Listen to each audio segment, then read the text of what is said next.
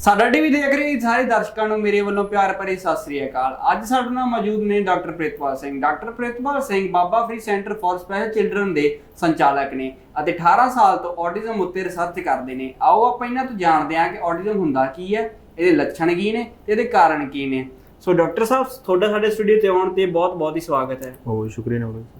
ਸੋ ਸਾਡੇ ਦਰਸ਼ਕਾਂ ਨੂੰ ਤੁਸੀਂ ਦੱਸੋ ਕਿ ਆਟਿਜ਼ਮ ਹੁੰਦਾ ਕੀ ਹੈ, ਜਰਾ ਬਰੀਫ ਡਿਸਕ੍ਰਿਪਸ਼ਨ ਦਿਓ ਇਹਨਾਂ ਦੀ। ਬੇਸਿਕਲੀ ਆਟਿਜ਼ਮ ਦੇ ਜਿਹੜੇ ਲੱਛਣ ਨੇ, ਆਟਿਜ਼ਮ ਦੇ ਵਿੱਚ ਬੱਚਾ ਆਪਣੇ ਆਪ ਦੇ ਵਿੱਚ ਮਸਤ ਰਹਿੰਦਾ ਹੈ, ਉਹ ਭੱਜ ਦੌੜ ਕਰਦਾ ਹੈ, ਉਹਦਾ ਤੁਹਾਡੇ ਨਾਲ ਕਮਿਊਨੀਕੇਸ਼ਨ ਨਹੀਂ ਰਹਿੰਦਾ, ਉਹਦੀ ਸਪੀਚ ਜਿਹੜੀ ਨਹੀਂ ਹੁੰਦੀ, ਉਹ ਹੱਥ ਜਾਂ ਕੋਈ ਨਾ ਕੋਈ ਸਰੀਰ ਦਾ ਅੰਗ ਹਿਲਾਉਂਦਾ ਰਹਿੰਦਾ ਹੈ, ਸਿਰ ਮਾਰਦਾ ਰਹਿੰਦਾ ਹੈ। ਕਈ ਬੱਚੇ ਜਿਹੜੇ ਲੱਛਣ ਕਰਦੇ ਨੇ ਉਹ ਸਿਰ ਕੰਧਾਂ ਨਾਲ ਮਾਰਦੇ ਨੇ ਜਾਂ ਸਿਰ ਹੇਠਾਂ ਮਾਰਨਾ, ਉਹਨਾਂ ਦੇ ਵਿੱਚ ਦੰਦੀਆਂ ਕੱਟਣਾ ਜਾਂ ਭੱਜ ਦੌੜ ਹੜਦੰਗੀਪਣ ਜਿਹੜਾ ਪਿੰਡਾਂ 'ਚ ਆਪਾਂ ਕਹਿ ਦਿੰਦੇ ਹਾਂ, ਅਤੇ ਇਹ ਲੱਛਣ ਉਹਨਾਂ 'ਚ ਆਮ ਹੁੰਦੇ ਨੇ। ਐਂਡ ਸਭ ਤੋਂ ਵੱਡੀ ਸਮੱਸਿਆ ਇਹ ਹੁੰਦੀ ਹੈ ਕਿ ਇਹ without reason laughing, without reason crimes ਇਹਨਾਂ 'ਚ ਆਮ ਮੌਜੂਦ ਹੁੰਦੀ ਹੈ। ਜੋ ਮਾਂ-ਬਾਪ ਨਾਲ ਕਮਿਊਨੀਕੇਟ ਪ੍ਰੋਪਰ ਨਹੀਂ ਕਰ ਸਕਦੇ। ਕਈ ਵਾਰ ਤਾਂ ਇੱਥੋਂ ਤੱਕ ਲੋੜ ਤੱਕ ਦੀ ਵੀ ਚੀਜ਼ ਇਹਨਾਂ ਨੂੰ ਪਤਾ ਨਹੀਂ ਲੱਗਦੀ ਵੀ ਕੀ ਜ਼ਰੂਰਤ ਹੈ ਕੀ ਨਹੀਂ। ਤਾਂ ਇਹ ਇਹਨਾਂ ਦੇ ਲੱਛਣ ਹੁੰਦੇ ਨੇ। ਤੇ ਆਟਿਜ਼ਮ ਦਾ ਘਰਦਿਆਂ ਨੂੰ ਕਿੰਨੀ ਕੁ ਉਮਰ ਦੇ ਵਿੱਚ ਪਤਾ ਲੱਗ ਜਾਂਦਾ ਹੈ? ਅਕਸਰ ਆਟਿਜ਼ਮ ਦਾ ਜੇ ਤਾਂ ਬਹੁਤ ਹੀ ਕੋਈ ਅਵੇਅਰ ਪੇਰੈਂਟ ਹੈ ਤਾਂ ਉਸ ਨੂੰ 1.25 ਸਾਲ ਤੋਂ 1.5 ਸਾਲ ਤੋਂ ਬਾਅਦ ਡਿਟੈਕਟ ਹੋ ਜਾਂਦਾ ਹੈ। ਪਰ ਅਵੇਅਰਨੈਸ ਦੀ ਕਮੀ ਲੈ ਲਓ ਜਾਂ ਇਹ ਇੱਥੋਂ ਤੱਕ ਕਿ ਮੈਡੀਕਲ ਪ੍ਰੋਫੈਸ਼ਨਲਸ ਦੇ ਵਿੱਚ ਵੀ ਇੰਨੀ ਅਵੇਅਰਨੈਸ ਨਹੀਂ ਹੈ, ਇਗਨੋਰੈਂਸ ਜ਼ਿਆਦਾ ਹੁੰਦੀ ਹੈ। ਤਾਂ ਅਕਸਰ ਅਸੀਂ ਦੇਖਿਆ ਕਿ ਬੱਚੇ ਨੂੰ ਜਦੋਂ ਆਟਿਜ਼ਮ ਡਿਟੈਕਟ ਹੁੰਦਾ ਹੈ ਤਾਂ ਉਦੋਂ ਤੱਕ 2.5 ਤੋਂ ਲੈ ਕੇ 3 ਸਾਲ ਹੋ ਜਾਂਦੇ। ਈਵਨ ਜਿਹੜੇ ਸਾਈਕੋਲੋਜਿਸਟ ਨੇ ਉਹ ਕਹਿੰਦੇ 3 ਸਾਲ ਤੋਂ ਪਹਿਲਾਂ ਤਾਂ ਅਸੀਂ ਇਹਨੂੰ ਕੋਈ ਨਾਮ ਨਹੀਂ ਦੇ ਸਕਦੇ, ਲੈਬਲਿੰਗ ਨਹੀਂ ਕਰ ਸਕਦੇ ਅਸੀਂ। ਹੋ ਸਕਦਾ ਬੱਚਾ ਠੀਕ ਹੋ ਜੇ ਤੇ 3 ਸਾਲ ਬਾਅਦ ਹੀ ਜਾ ਕੇ ਆਟਿਜ਼ਮ ਡਿਕਲੇਅਰ ਕਰਾਂਗੇ। ਤਾਂ ਇਸ ਚੱਕਰ 'ਚ ਕਈ ਵਾਰੀ ਪੈਰੈਂਟਸ ਲੇਟ ਜ਼ਰੂਰ ਹੋ ਜਾਂਦਾ। ਪਰ ਹੁਣ ਪਿਛਲੇ 4-5 ਸਾਲਾਂ ਦੀ ਅਸੀਂ ਜੇ ਗੱਲ ਕਰੀਏ ਤਾਂ ਪੈਰੈਂਟਸ ਵਿੱਚ ਅਵੇਅਰਨੈਸ ਬਹੁਤ ਵੱਧ ਗਈ ਹੈ। ਜਦੋਂ ਗਲੋਬਲਾਈਜੇਸ਼ਨ ਹੋਈ ਹੈ, ਇੰਟਰਨੈਟ 'ਤੇ ਸੋਸ਼ਲ ਮੀਡੀਆ ਦਾ ਜ਼ਮਾਨਾ ਆਇਆ, ਤਾਂ ਮੈਕਸਿਮਮ ਪੈਰੈਂਟਸ ਉਸ ਨੂੰ ਸਮਝ ਲੈਂਦੇ ਕਿ ਮੇਰਾ ਬੱਚਾ ਮੇਰੇ ਨਾਲ ਕਮਿਊਨੀਕੇਟ ਨਹੀਂ ਕਰਦਾ, ਸੋਸ਼ਲ ਨਹੀਂ ਹੈਗਾ, ਸਮਾਈਲ ਨਹੀਂ ਕਰਦਾ ਜਾਂ ਨੋਰਮਲ ਜਵਾਬ ਨਹੀਂ ਦਿੰਦਾ ਮੇਰੀ ਗੱਲ ਦਾ। ਉੱਥੋਂ ਅਕਸਰ ਪੈਰੈਂਟਸ ਨੂੰ ਇਹ ਹੁਣ ਡਿਟੈਕਸ਼ਨ ਹੋਣੀ ਸ਼ੁਰੂ ਹੋ ਗਈ ਹੈ। ਪੈਰੈਂਟਸ ਪਹਿਲਾਂ ਇਹ ਸਮੱਸਿਆ ਸੀ 4-5 ਸਾਲ, ਪਰ ਫਿਰ ਵੀ 1.5 ਤੋਂ ਲੈ ਕੇ 3 ਸਾਲ ਦੇ ਵਿੱਚ ਮਾਂ-ਬਾਪ ਨੂੰ ਪਤਾ ਲੱਗਦਾ ਹੈ ਕਿ ਸਾਡੇ ਬੱਚਾ ਹੁਣ ਪਿੱਛੇ ਚੱਲ ਰਿਹਾ ਹੈ ਸਪੀਚ ਦੇ ਵਿੱਚ। ਇਹਨਾਂ ਦੇ ਵਿੱਚ ਇਹਨਾਂ ਦੀ ਜਿਹੜੀ ਗਿਣਤੀ ਹੈ ਉਹ ਵੀ ਕਾਫੀ ਚਿੰਤਾ ਦਾ ਵਿਸ਼ਾ ਹੈ। ਗਿਣਤੀ ਵਧ ਰਹੀ ਹੈ। ਹਜੇ ਵੀ ਬਹੁਤ ਸਾਰੇ ਪੇਰੈਂਟਸ ਹੋਣਗੇ ਜਿਨ੍ਹਾਂ ਨੂੰ ਇਸ ਬਾਰੇ ਪਤਾ ਨਹੀਂ ਹੋਵੇਗਾ, ਤੇ ਜਦੋਂ ਨੂੰ ਤੁਹਾਡੇ ਕੋਲੇ ਪਹੁੰਚਦੇ ਨੇ ਕਿ ਉਦੋਂ ਨੂੰ ਬਹੁਤ ਜ਼ਿਆਦਾ ਦੇਰ ਹੋ ਜਾਂਦੀ ਹੈ ਕਿ ਅਸੀਂ ਇਹ ਤਾਂ ਨਹੀਂ, 1-2 ਥਿਊਰੀ ਸੀਗੀਆਂ ਜਦੋਂ ਇਹ ਕਿਹਾ ਜਾਂਦਾ ਸੀ ਕਿ ਆਟਿਜ਼ਮ ਦੇ 2 ਥਿਊਰੀ ਚੱਲ ਰਹੀਆਂ ਨੇ ਆਟਿਜ਼ਮ ਵਿੱਚ। ਇੱਕ ਤੇ ਕਹਿੰਦੇ ਨੇ ਕੋਗਨੀਟਿਵ ਡਿਸਆਰਡਰ ਹੈਗਾ, ਨਿਊਰੋ ਬਿਹੇਵੀਅਰ ਡਿਸਆਰਡਰ ਹੈ, ਜਾਂ ਜੈਨੇਟਿਕ ਡਿਸਆਰਡਰ ਹੈਗਾ, ਜਾਂ ਸਾਈਕੋਲੋਜੀਕਲ ਸਾਈਕੈਟ੍ਰਿਕ ਪ੍ਰੋਬਲਮ ਹੈਗੀ ਹੈ। ਤਾਂ ਇਹ ਠੀਕ ਨਹੀਂ ਹੋ ਸਕਦਾ, ਇਸ ਨੂੰ ਮੈਨੇਜ ਕੀਤਾ ਜਾ ਸਕਦਾ। ਅਕਸਰ ਇਹ ਪੈਰੈਂਟਸ ਵਿੱਚ ਇਹ ਰਿਹਾ ਮੈਕਸਿਮਮ ਜਿਹੜੇ ਪ੍ਰੋਫੈਸ਼ਨਲਸ ਨੇ। ਦੂਸਰਾ ਹੁਣ ਰੀਸੈਂਟ ਜਿਹੜਾ ਸਕੂਲ ਆਫ ਥਾਟ ਆਇਆ ਹੈ ਉਹ ਇਹ ਕਹਿ ਰਿਹਾ ਹੈਗਾ ਵੀ ਆਰਟਿਜ਼ਮ ਜਿਹੜਾ ਹੈਗਾ ਉਹ ਆਮ ਇੱਕ ਹੋਲ ਬੋਡੀ ਡਿਸਆਰਡਰ ਹੈ। ਸਾਰੇ ਇਹ 'ਚ ਜਿਵੇਂ ਸ਼ੂਗਰ ਹੋ ਗਈ, ਸ਼ੂਗਰ ਦੇ ਵਿੱਚ ਆਪਾਂ ਨੂੰ ਪਤਾ ਹੈ ਪੈਨਕ੍ਰੀਆਸ ਡਿਫੈਕਟਿਵ ਹੈ, ਜਾਂ ਦਮਾ ਹੋ ਗਿਆ ਸਾਨੂੰ ਪਤਾ ਵੀ ਸਾਡਾ ਲੰਗ ਸਿਸਟਮ ਜਿਹੜਾ ਇਹ ਵੀਕ ਹੋ ਜਾਂਦਾ ਹੈ। ਕਿਡਨੀ ਫੇਲੀਅਰ ਸਾਨੂੰ ਪਤਾ ਵੀ ਸਾਡੇ ਕਿਡਨੀ ਜਿਹੜੇ ਉਹ ਡੈਮੇਜ ਹੋ ਜਾਂਦੇ। ਲੇਕਿਨ ਹੁਣ ਇਹ ਮੰਨਿਆ ਜਾ ਰਿਹਾ ਵੀ ਇਹ ਆਟਿਜ਼ਮ ਦੇ ਵਿੱਚ ਇਹ ਮਲਟੀਪਲ ਸਿਸਟਮਿਕ ਡਿਸਆਰਡਰ ਹੋ ਗਿਆ ਵੀ ਇਹ 'ਚ ਕਈ ਸਿਸਟਮ ਇਹਦੇ 'ਚ ਇਨਵੋਲਵ ਹੁੰਦੇ ਨੇ, ਸਾਰੀ ਬੋਡੀ ਵਿੱਚ ਇਨਵੋਲਵ ਹੁੰਦੀ ਹੈ। ਤਾਂ ਉਹ ਓਵਰਆਲ ਬੋਡੀ ਦੀ ਜਿਹੜੀ ਫੰਕਸ਼ਨਿੰਗ ਹੈ ਉਹ ਵੀਕ ਹੋ ਜਾਂਦੀ ਹੈ। ਅਤੇ ਅਲਟੀਮੇਟਲੀ ਹੁਣ ਇਹ ਕਿਹਾ ਜਾਣ ਲੱਗਾ it's a whole body disorder, it's not only brain disorder. ਤਾਂ ਇਸ ਨੂੰ ਅਗਰ ਤੁਸੀਂ ਸਿਸਟਮੈਟਿਕਲੀ ਇਸ ਨੂੰ ਟਰੀਟ ਕਰ ਲਓ ਤਾਂ ਠੀਕ ਹੋ ਜਾਂਦਾ। ਪਹਿਲਾਂ ਇਹ ਮੰਨਿਆ ਜਾਂਦਾ ਸੀ ਵੀ ਆਟਿਜ਼ਮ ਨੂੰ ਜਿਵੇਂ ਲੱਛਣ ਹੈ, ਆਟਿਜ਼ਮ ਨੂੰ ਡਾਇਗਨੋਸ ਕਰਨਾ ਕੋਈ ਮੈਡੀਕਲ ਟੈਸਟ ਨਹੀਂ ਹੈਗਾ ਆਟਿਜ਼ਮ ਵੀ ਅਸੀਂ ਮੈਡੀਕਲ ਟੈਸਟ ਕੀਤਾ ਉਹਦੇ 'ਚ ਆ ਜਾਊਗਾ ਆਟਿਜ਼ਮ। ਇਹ ਲੱਛਣਾਂ ਦੇ ਸਮੂਹ ਨੂੰ ਆਟਿਜ਼ਮ ਕਿਹਾ ਜਾਂਦਾ। ਜਿਵੇਂ ਇੱਕ ਅੰਬਰੇਲਾ ਹੈ ਤਾਂ ਉਹਦੇ ਵਿੱਚ ਇਹ 10 ਲੱਛਣ 5 ਲੱਛਣ ਉਹਦੇ 'ਚ ਹੈਗੇ ਨੇ। ਤਾਂ ਇਹਨੂੰ ਚੈੱਕ ਕਰਕੇ ਸਾਈਕੋਲੋਜਿਸਟ ਹੈ ਉਹ ਦੇਖਦਾ ਵੀ 4 ਲੱਛਣ ਹੈਗੇ ਨੇ, ਇੱਕ ਨਹੀਂ ਮਿਲ ਰਿਹਾ, ਲੇਕਿਨ ਚਾਰਾਂ ਨੂੰ ਮਿਲ ਕੇ ਇਹਨੂੰ ਆਟਿਜ਼ਮ ਹੈ, ਜਿਵੇਂ ADHD ਹੈ, ADD ਹੈ, ਉਸ ਨੂੰ ਕੈਟਾਗਰਾਈਜ਼ ਕਰਕੇ ਉਹ ਲੱਛਣ ਦੇ ਦਿੰਦਾ ਵੀ ਆਟਿਜ਼ਮ ਹੈ। ਤਾਂ ਉੱਥੇ ਹੀ ਉਹ ਡਿਕਲੇਅਰ ਕਰ ਦਿੰਦਾ ਕਿ ਇਹ ਠੀਕ ਨਹੀਂ ਹੋ ਸਕਦਾ। ਪਰ ਹੁਣ ਜਿਹੜੀ ਸਕੂਲ ਆਫ ਥਾਟ ਜਿਹੜੀ ਨਵੀਂ ਥਿਊਰੀ ਆਈ ਹੈ ਉਹ ਕਹਿ ਰਹੀ ਹੈ ਭਾਈ ਵੀ ਇਹ 4 ਲੱਛਣ ਨੇ, ਚਾਰਾਂ ਦੇ ਪਿੱਛੇ ਕੋਈ ਕਾਰਨ ਹੋਊਗਾ, ਇਹਨਾਂ ਦੇ ਪਿੱਛੇ ਕਾਜ਼ ਹੈ।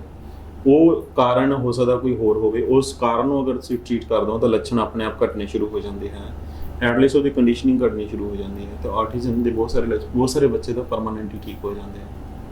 ਬਹੁਤ ਸਾਰੇ ਬੱਚੇ ਜਿਹੜੇ ਹੈਗੇ ਕੁਝ ਹੱਦ ਤੱਕ ਜਿਹੜੇ ਆ 60, 70, 80% ਤੱਕ ਨੋਰਮਲ ਹੋ ਜਾਂਦੇ ਆ। ਇਹਦੇ ਵਿੱਚ ਕਾਫੀ ਗੁੰਝਲਦਾਰਾਂ ਰਹੀਆਂ ਕਿ 1940 ਦੇ ਵਿੱਚ 40 ਤੋਂ ਲੈ ਕੇ 70 80 ਤੱਕ ਤਾਂ ਇੱਕ ਤਾਂ ਬੱਚੇ ਸੀਗੇ ਘੱਟ, ਇੱਕ ਜੇ ਕੋਈ ਬੱਚਾ ਆਉਂਦਾ ਸੀ ਤਾਂ ਇਹਨੂੰ ਆਮ ਸਿਜ਼ੋਫਰੇਨੀਆ ਵਰਗਾ ਡਿਸਆਰਡਰ ਮੰਨ ਕੇ, ਸਾਈਕੈਟਰੀ ਡਿਸਆਰਡਰ ਮੰਨ ਕੇ, ਮਨ ਰੋਗੀ ਮੰਨ ਕੇ ਇਸ ਨੂੰ, ਤੇ ਉਹਦਾ ਇਲਾਜ ਉਹਨਾਂ ਵਾਲਾ ਵੱਡਿਆਂ ਵਾਲਾ ਇਲਾਜ ਹੀ ਬੱਚਿਆਂ ਦਾ ਸ਼ੁਰੂ ਹੋ ਜਾਂਦਾ ਸੀ, ਬਸ ਡੋਜ਼ ਦਾ ਹੀ ਫਰਕ ਹੁੰਦਾ ਸੀ। ਸੇਮ ਮੈਡੀਸਨ, ਸੇਮ ਸੀਜ਼ਰੋਨ ਜਿਹੜੀ ਹੈ ਉਹ ਸਿਜ਼ੋਫਰੇਨੀਆ ਨੂੰ ਚੱਲਦੀ ਹੈ, ਸੇਮ ਸੀਜ਼ਰੋਨ ਜਿਹੜੀ ਆ ਉਹ ਆਟਿਜ਼ਮ ਨੂੰ ਚੱਲਦੀ ਹੈ। ਤੇ ਪੁਰਾਣੇ ਵਕਤ ਨਾਲੋਂ ਅੱਜ ਦੇ ਵਿੱਚ ਕੀ ਕੁਝ ਡਿਫਰੈਂਸ ਦੇਖਣ ਨੂੰ ਆ ਰਿਹਾ ਹੈ?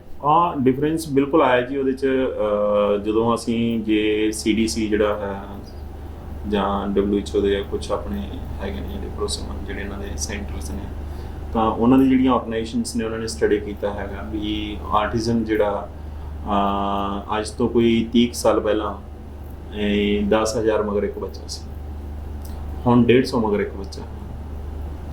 ਇਹ ਇੰਨਾ ਡਿਫਰੈਂਸ ਆ ਗਿਆ। ਹੁਣ ਉੱਥੇ ਹੀ ਸਵਾਲ ਖੜਾ ਹੋ ਗਿਆ ਵੀ ਜਦੋਂ ਸਾਈਕੋਲੋਜਿਸਟ ਸੀਗੇ ਜਾਂ ਜਿਹੜੇ ਨਿਊਰੋਲੋਜਿਸਟ ਸੀਗੇ, ਜੈਨੇਟਿਸ਼ੀਅਨ ਸੀਗੇ, ਜੋ ਇਹਨੂੰ ਕੈਟਾਗਰਾਈਜ਼ ਕਰੀ ਜਾਂਦੇ ਸੀ ਵੀ ਇਹ ਤਾਂ ਜੀ ਆਟਿਜ਼ਮ ਜਿਹੜਾ ਹੈਗਾ ਇਹ ਜੈਨੇਟਿਕ ਡਿਸਆਰਡਰ ਹੈ, ਜਿਨ੍ਹਾਂ ਨੇ ਇਹ ਸਵਾਲ ਕੀਤਾ ਪਹਿਲਾਂ। ਤਾਂ ਉੱਥੇ ਫਿਰ ਜਿਹੜੇ ਬਹੁਤ ਸਾਰੇ ਉਹਨਾਂ ਦੇ ਸਵਾਲ ਖੜਾ ਹੋਇਆ ਵੀ ਜੇ ਜੈਨੇਟਿਕ ਡਿਸਆਰਡਰ ਹੈਗਾ, 30 ਸਾਲ ਦੇ ਵਿੱਚ ਤਾਂ ਇੱਕ ਹੀ ਪੀੜ੍ਹੀ ਬਦਲੀ ਹੈ। ਇੱਕ ਪੀੜ੍ਹੀ ਦੇ ਵਿੱਚ ਹੀ ਜੇ 10,000 ਮਗਰ ਇੱਕ ਬੱਚਾ ਸੀ ਤੇ ਹੁਣ 150 ਮਗਰ ਇੱਕ ਬੱਚਾ ਹੋਵੇ ਤਾਂ ਰੇਸ਼ੋ ਤਾਂ ਬਹੁਤ ਵੱਧ ਗਈ ਹੈ। ਇਹ ਜੈਨੇਟਿਕਸ ਇਸ ਤਰ੍ਹਾਂ ਕੰਮ ਨਹੀਂ ਕਰਦੇ, ਉਹਨਾਂ ਨੂੰ ਬਦਲਦਿਆਂ ਜੀਨਸ ਦੀ ਮਿਊਟੇਸ਼ਨ ਆਉਂਦਿਆਂ ਪੀੜ੍ਹੀਆਂ ਲੱਗਦੀਆਂ, ਜੈਨੇਟਿਕ ਨੁਕਸ ਆਉਂਦੇ ਆ, ਇੱਕਦਮ ਨੁਕਸ ਨਹੀਂ, ਇੱਕੋ ਪੀੜ੍ਹੀ 'ਚ ਇੰਨਾ ਨੁਕਸ ਨਹੀਂ ਆ ਸਕਦਾ। ਤਾਂ ਫਿਰ ਦੂਸਰੀ ਥਿਊਰੀ, ਉਹ ਥਿਊਰੀ ਜਦੋਂ ਰੱਦ ਹੋਈ ਫਿਰ ਇਹ ਕਹਿੰਦੇ ਨਹੀਂ ਜੀ ਅਸਲ ਦੇ ਵਿੱਚ ਇਹ ਹੈ ਕਿ ਹੁਣ ਆਟਿਜ਼ਮ ਦੇ ਬਾਰੇ ਪੇਰੈਂਟਸ ਅਵੇਅਰ ਜ਼ਿਆਦਾ ਹੋ ਗਏ, ਡਾਇਗਨੋਸ ਪੈਟਰਨ ਵਧੀਆ ਹੋ ਗਿਆ, ਮਰੀਜ਼ਾਂ ਨੂੰ ਚੈੱਕ ਲਿਸਟਾਂ ਅੱਛੀਆਂ ਆ ਗਈਆਂ। ਤਾਂ ਉੱਥੇ ਫਿਰ ਸਵਾਲ ਇਹ ਉੱਠਿਆ ਵੀ ਇਹਦਾ ਮਤਲਬ ਤੁਸੀਂ ਇਹ ਮੰਨਦੇ ਹੋ ਵੀ ਪਹਿਲਾਂ ਜਿਹੜੇ ਡਾਕਟਰ ਸੀ ਉਹ ਕੰਪੀਟੀਟਿਵ ਨਹੀਂ ਸੀ, ਉਹ ਇੰਨੇ ਵਧੀਆ ਨਹੀਂ ਸੀ, ਸਾਈਕੋਲੋਜਿਸਟ ਨੂੰ ਕੋਈ ਪਤਾ ਨਹੀਂ ਸੀ ਆਟਿਜ਼ਮ ਬਾਰੇ। ਦੂਸਰਾ, ਅਗਰ ਇਹ ਮੰਨ ਲਿਆ ਜਾਵੇ ਚਲੋ ਉਹ ਗਲਤੀ ਹੋ ਸਕਦੀ ਹੈ, ਮੈਡੀਕਲ ਸਾਇੰਸ ਦੇ ਵਿੱਚ ਨਵੇਂ ਪੈਟਰਨ ਪ੍ਰੋਟੋਕੋਲ ਆ ਸਕਦੇ ਆ ਜਿਸ ਡਿਟੈਕਸ਼ਨਾਂ ਹੋ ਸਕਦੀਆਂ ਜਾਂ ਥੋੜ੍ਹੇ ਕ੍ਰਾਈਟੇਰੀਆ ਚੇਂਜ ਹੋ ਗਏ ਹੋਣ, ਲੇਕਿਨ ਉਹ ਅਗਰ ਉਹ ਇੰਨੇ ਹੀ ਸੀਗੇ, ਪਹਿਲਾਂ ਵੀ ਇੰਨੇ ਹੀ ਸੀ, ਮੰਨ ਲਓ ਬੱਚੇ 30 ਸਾਲ ਪਹਿਲਾਂ ਵੀ ਇੰਨੇ ਹੀ ਬੱਚੇ ਸੀ, 150 ਮਗਰ ਇੱਕ ਹੀ ਬੱਚਾ ਸੀ, ਫਿਰ ਤਾਂ ਜੋ ਇੱਕ ਪੂਰੀ ਜਨਰੇਸ਼ਨ ਹੋ ਜਾਣੀ ਚਾਹੀਦੀ ਸੀ, ਪੂਰੇ ਇੱਕ ਸਮੁਦਾਇ ਬਣ ਚੁੱਕਿਆ ਹੋਣਾ ਚਾਹੀਦਾ ਸੀ। ਉਹ ਬੱਚੇ ਕਿੱਥੇ ਨੇ ਸਾਡੇ ਸਮਾਜ ਦੇ ਵਿੱਚ, ਜਿਹੜੇ ਹੁਣ ਸਾਡੇ ਬਰਾਬਰ ਦੇ ਅਡਲਟ ਹੋ ਚੁੱਕੇ ਸੀਗੇ, ਉਹ ਦਿਖ ਨਹੀਂ ਰਹੇ ਬੱਚੇ, ਲੇਕਿਨ ਬੱਚੇ ਸਾਨੂੰ ਬਹੁਤ ਦਿਖ ਰਹੇ ਨੇ। ਜਿਹੜੇ ਹੁਣ ਨਿਊ ਬੱਚੇ ਆ ਉਹ ਤੁਸੀਂ ਇਹ ਲਾਓ ਵੀ ਜਿਹੜੇ ਯੂਰਪ ਦੇ ਵਿੱਚ, US ਦੇ ਵਿੱਚ ਤੁਸੀਂ ਪਾਰਕਾਂ 'ਚ ਜਾਓਗੇ ਤਾਂ ਤੁਹਾਨੂੰ ਆਮ ਕਾਮਨ ਬੱਚੇ ਮਿਲ ਰਹੇ ਨੇ। ਇੰਡੀਆ ਦੇ ਵਿੱਚ ਵੀ ਹੁਣ ਬਹੁਤ ਤਾਦਾਦ ਵੱਧ ਰਹੀ ਹੈ ਨਾ ਆਟਿਜ਼ਮ ਵਾਲੇ ਬੱਚਿਆਂ ਦੀ। ਤਾਂ ਹੁਣ ਪਹਿਲਾਂ ਅਗਰ ਉਹ ਮੰਨ ਲਿਓ ਤੁਸੀਂ ਉਸ ਗੱਲ ਨੂੰ ਹੀ ਮੰਨ ਲੈਂਦੇ ਹਾਂ ਅਸੀਂ ਤੁਹਾਡੀ ਗੱਲ ਨੂੰ ਵੀ ਠੀਕ ਹੈ ਵੀ ਇਹ ਪਹਿਲਾਂ ਵੀ ਇੰਨੇ ਸੀ ਤੇ ਹੁਣ ਵੀ ਕੋਈ ਜ਼ਿਆਦਾ ਫਰਕ ਨਹੀਂ ਪਿਆ, ਸਿਰਫ ਡਾਇਗਨੋਸ ਪੈਟਰਨ ਠੀਕ ਹੋਇਆ। ਅਗਰ ਡਾਇਗਨੋਸ ਪੈਟਰਨ ਠੀਕ ਹੋ ਗਿਆ ਤੁਹਾਡਾ ਤਾਂ ਫਿਰ ਉਹ ਬੱਚੇ ਹੈ ਸਾਨੂੰ ਦਿਖ ਨਹੀਂ ਰਹੇ ਨੇ ਸਾਡੇ ਸਮਾਜ ਦੇ ਵਿੱਚ, ਕਿੱਥੇ ਨੇ? ਕੋਈ ਆਪਾਂ ਨੂੰ ਦਿਖੇਗਾ ਵੀ 40 ਸਾਲ ਦੇ ਵਿੱਚ ਆਟਿਸਟਿਕ ਹੈਗਾ ਬੰਦਾ, ਕੋਈ ਆਟਿਸਟਿਕ ਹੋਵੇ? ਬਹੁਤ ਹੀ ਰੇਅਰ ਹੋਏਗਾ। ਮੇਰੇ ਖਿਆਲ 'ਚ ਮਾਈ ਨੇਮ ਇਜ਼ ਖਾਨ ਫਿਲਮ ਆਈ ਨੂੰ 8 ਸਾਲ ਹੋ ਗਏ, 10 ਸਾਲ ਹੋ ਗਏ, ਹੁਣ 10 ਸਾਲ ਤੋਂ ਵੀ ਜ਼ਿਆਦਾ ਬੀਤ ਗਿਆ ਹੋਊਗਾ। My name is Khan but I am not terrorist. ਸਰਵ ਖਾਨ ਦੀ ਜਿਹੜੀ ਸੀ ਉਹ ਇੱਕ ਆਟਿਸਟਿਕ ਅਸਪਰਜਰ ਸਿੰਡਰਮ ਤੇ ਬਣੀ ਸੀ। ਤੁਸੀਂ ਜਿਹੜਾ ਨਜ਼ਰ ਦੌੜਾ ਕੇ ਦੇਖੋ ਵੀ ਉਸ ਤਰ੍ਹਾਂ ਦੇ ਵੀ ਕਿੰਨੇ ਕੁ ਬੱਚੇ ਲੋਕ ਹੈਗੇ ਨੇ ਇਸ ਸਮਾਜ ਦੇ ਵਿੱਚ, ਅਸਪਰਜਰ ਕਿੰਨੇ ਕੁ ਨੇ। ਤਾਂ ਇਹ ਬਿਲਕੁਲ ਗਲਤ ਹੈਗੀ ਆ। ਆਰਟਿਜ਼ਮ ਸਡਨਲੀ ਰਾਈਜ਼ ਹੋਇਆ, ਇਹ ਪਿਛਲੇ 10 ਸਾਲਾਂ 'ਚ ਹੋਰ ਵੀ ਤੇਜ਼ੀ ਨਾਲ ਵੱਧ ਰਿਹਾ, ਬਹੁਤ ਹੀ ਤੇਜ਼ੀ ਨਾਲ ਵੱਧ ਰਿਹਾ। ਔਰ ਇੱਥੋਂ ਤੱਕ ਕਿ ਕੁਝ ਇੰਡੀਪੈਂਡੈਂਟ ਆਰਗੇਨਾਈਜੇਸ਼ਨਸ ਐਸਟੀਮੇਟ ਕਰ ਰਹੀਆਂ ਵੀ ਇਹ 150 ਮਗਰ ਇੱਕ ਬੱਚਾ ਦਾ ਸਰਕਾਰੀ ਡਾਟਾ ਹੈ। ਅਸਲ 'ਚ ਬੱਚਿਆਂ ਦੀ ਮਗਰ 23 ਬੱਚਿਆਂ ਮਗਰ ਇੱਕ ਪਹੁੰਚ ਗਿਆ। ਔਰ ਆਉਣ ਵਾਲੇ ਸਮੇਂ ਦੇ ਵਿੱਚ ਉਹਨਾਂ ਨੇ ਫਿਊਚਰ ਇਹ ਕਹਿ ਰਿਹਾ, ਐਸਟੀਮੇਟ ਲਾ ਰਹੇ 2070 ਤੱਕ ਜੇ ਇਸ ਤਰ੍ਹਾਂ ਹੀ ਰੇਸ਼ੋ ਵੱਧਦੀ ਗਈ ਤਾਂ ਹਰ ਤੀਸਰਾ ਬੱਚਾ ਜਿਹੜਾ ਉਹ ਆਟਿਸਟਿਕ ਫੀਚਰਸ ਨਾਲ ਪੈਦਾ ਹੋਇਆ। ਇਹਦੇ ਪਿੱਛੇ ਕਾਰਨ ਜਿਹੜਾ ਹੈਗਾ ਉਹ ਜੈਨੇਟਿਕਸ ਨੂੰ ਨਹੀਂ ਮੰਨ ਰਹੇ, ਨਾ ਹੀ ਉਹ ਨਿਊਰੋ ਬਿਹੇਵੀਅਰ ਡਿਸਆਰਡਰ ਹੈ, ਜੇ ਕੋਈ ਸਾਈਕੋਲੋਜੀਕਲ ਡਿਸਆਰਡਰ ਮੰਨ ਰਹੇ ਨੇ, ਉਹਦੇ ਪਿੱਛੇ ਉਹ ਮੰਨ ਰਹੇ ਨੇ ਇਨਵਾਇਰਨਮੈਂਟ ਜਿਹੜੀਆਂ ਸਡਨ ਚੇਂਜਸ ਆਈਆਂ ਨੇ, ਬਹੁਤ ਚੇਂਜ ਆ ਗਿਆ ਇਨਵਾਇਰਨਮੈਂਟ ਦੇ ਵਿੱਚ, ਵਾਤਾਵਰਨ ਸਾਡੇ, ਉਹ ਇੱਕ ਮੇਨ ਕਾਰਨ ਹੈਗਾ ਆਟਿਜ਼ਮ। ਸੋ ਟ੍ਰੀਟਮੈਂਟ ਦੇ ਮੈਥਡ ਵੀ ਉਸ ਤਰ੍ਹਾਂ ਹੀ ਹੈ। ਤੇ ਕੀ ਬਦਲਦਾ ਖਾਣ ਪੀਣ ਵੀ ਇਸ ਦਾ ਇੱਕ ਕਾਰਨ ਹੈ? ਹਾਂ ਬਿਲਕੁਲ। ਜੇ ਅਸੀਂ ਹੁਣ ਜੇ ਪੁਰਾਣੀ ਹਿਸਟਰੀ ਤੁਸੀਂ ਜਾਣਦੇ ਹੋ, ਹਿਊਮਨ ਹਿਸਟਰੀ ਵਿੱਚ ਅਗਰ ਜਾਣਦੇ ਹੋ ਤਾਂ ਅਸਲ ਦੇ ਵਿੱਚ ਜਿਹੜੀ ਪਲਾਂਟ ਬੇਸਡ ਫੂਡ ਜਿਹੜਾ ਆ, ਸਾਡੀ ਡਿਪੈਂਡੈਂਸੀ ਜਿੰਨੀ ਵੱਧਦੀ ਜਾ ਰਹੀ ਹੈ ਪਲਾਂਟ ਬੇਸਡ ਫੂਡ ਦੇ ਉੱਤੇ, ਉਨਾ ਹੀ ਇਹ ਬਿਮਾਰੀਆਂ ਦਾ ਜਿਹੜਾ ਭੁਚਾਲ ਹੈ ਉਹ ਵੱਧਦਾ ਜਾ ਰਿਹਾ ਹੈ।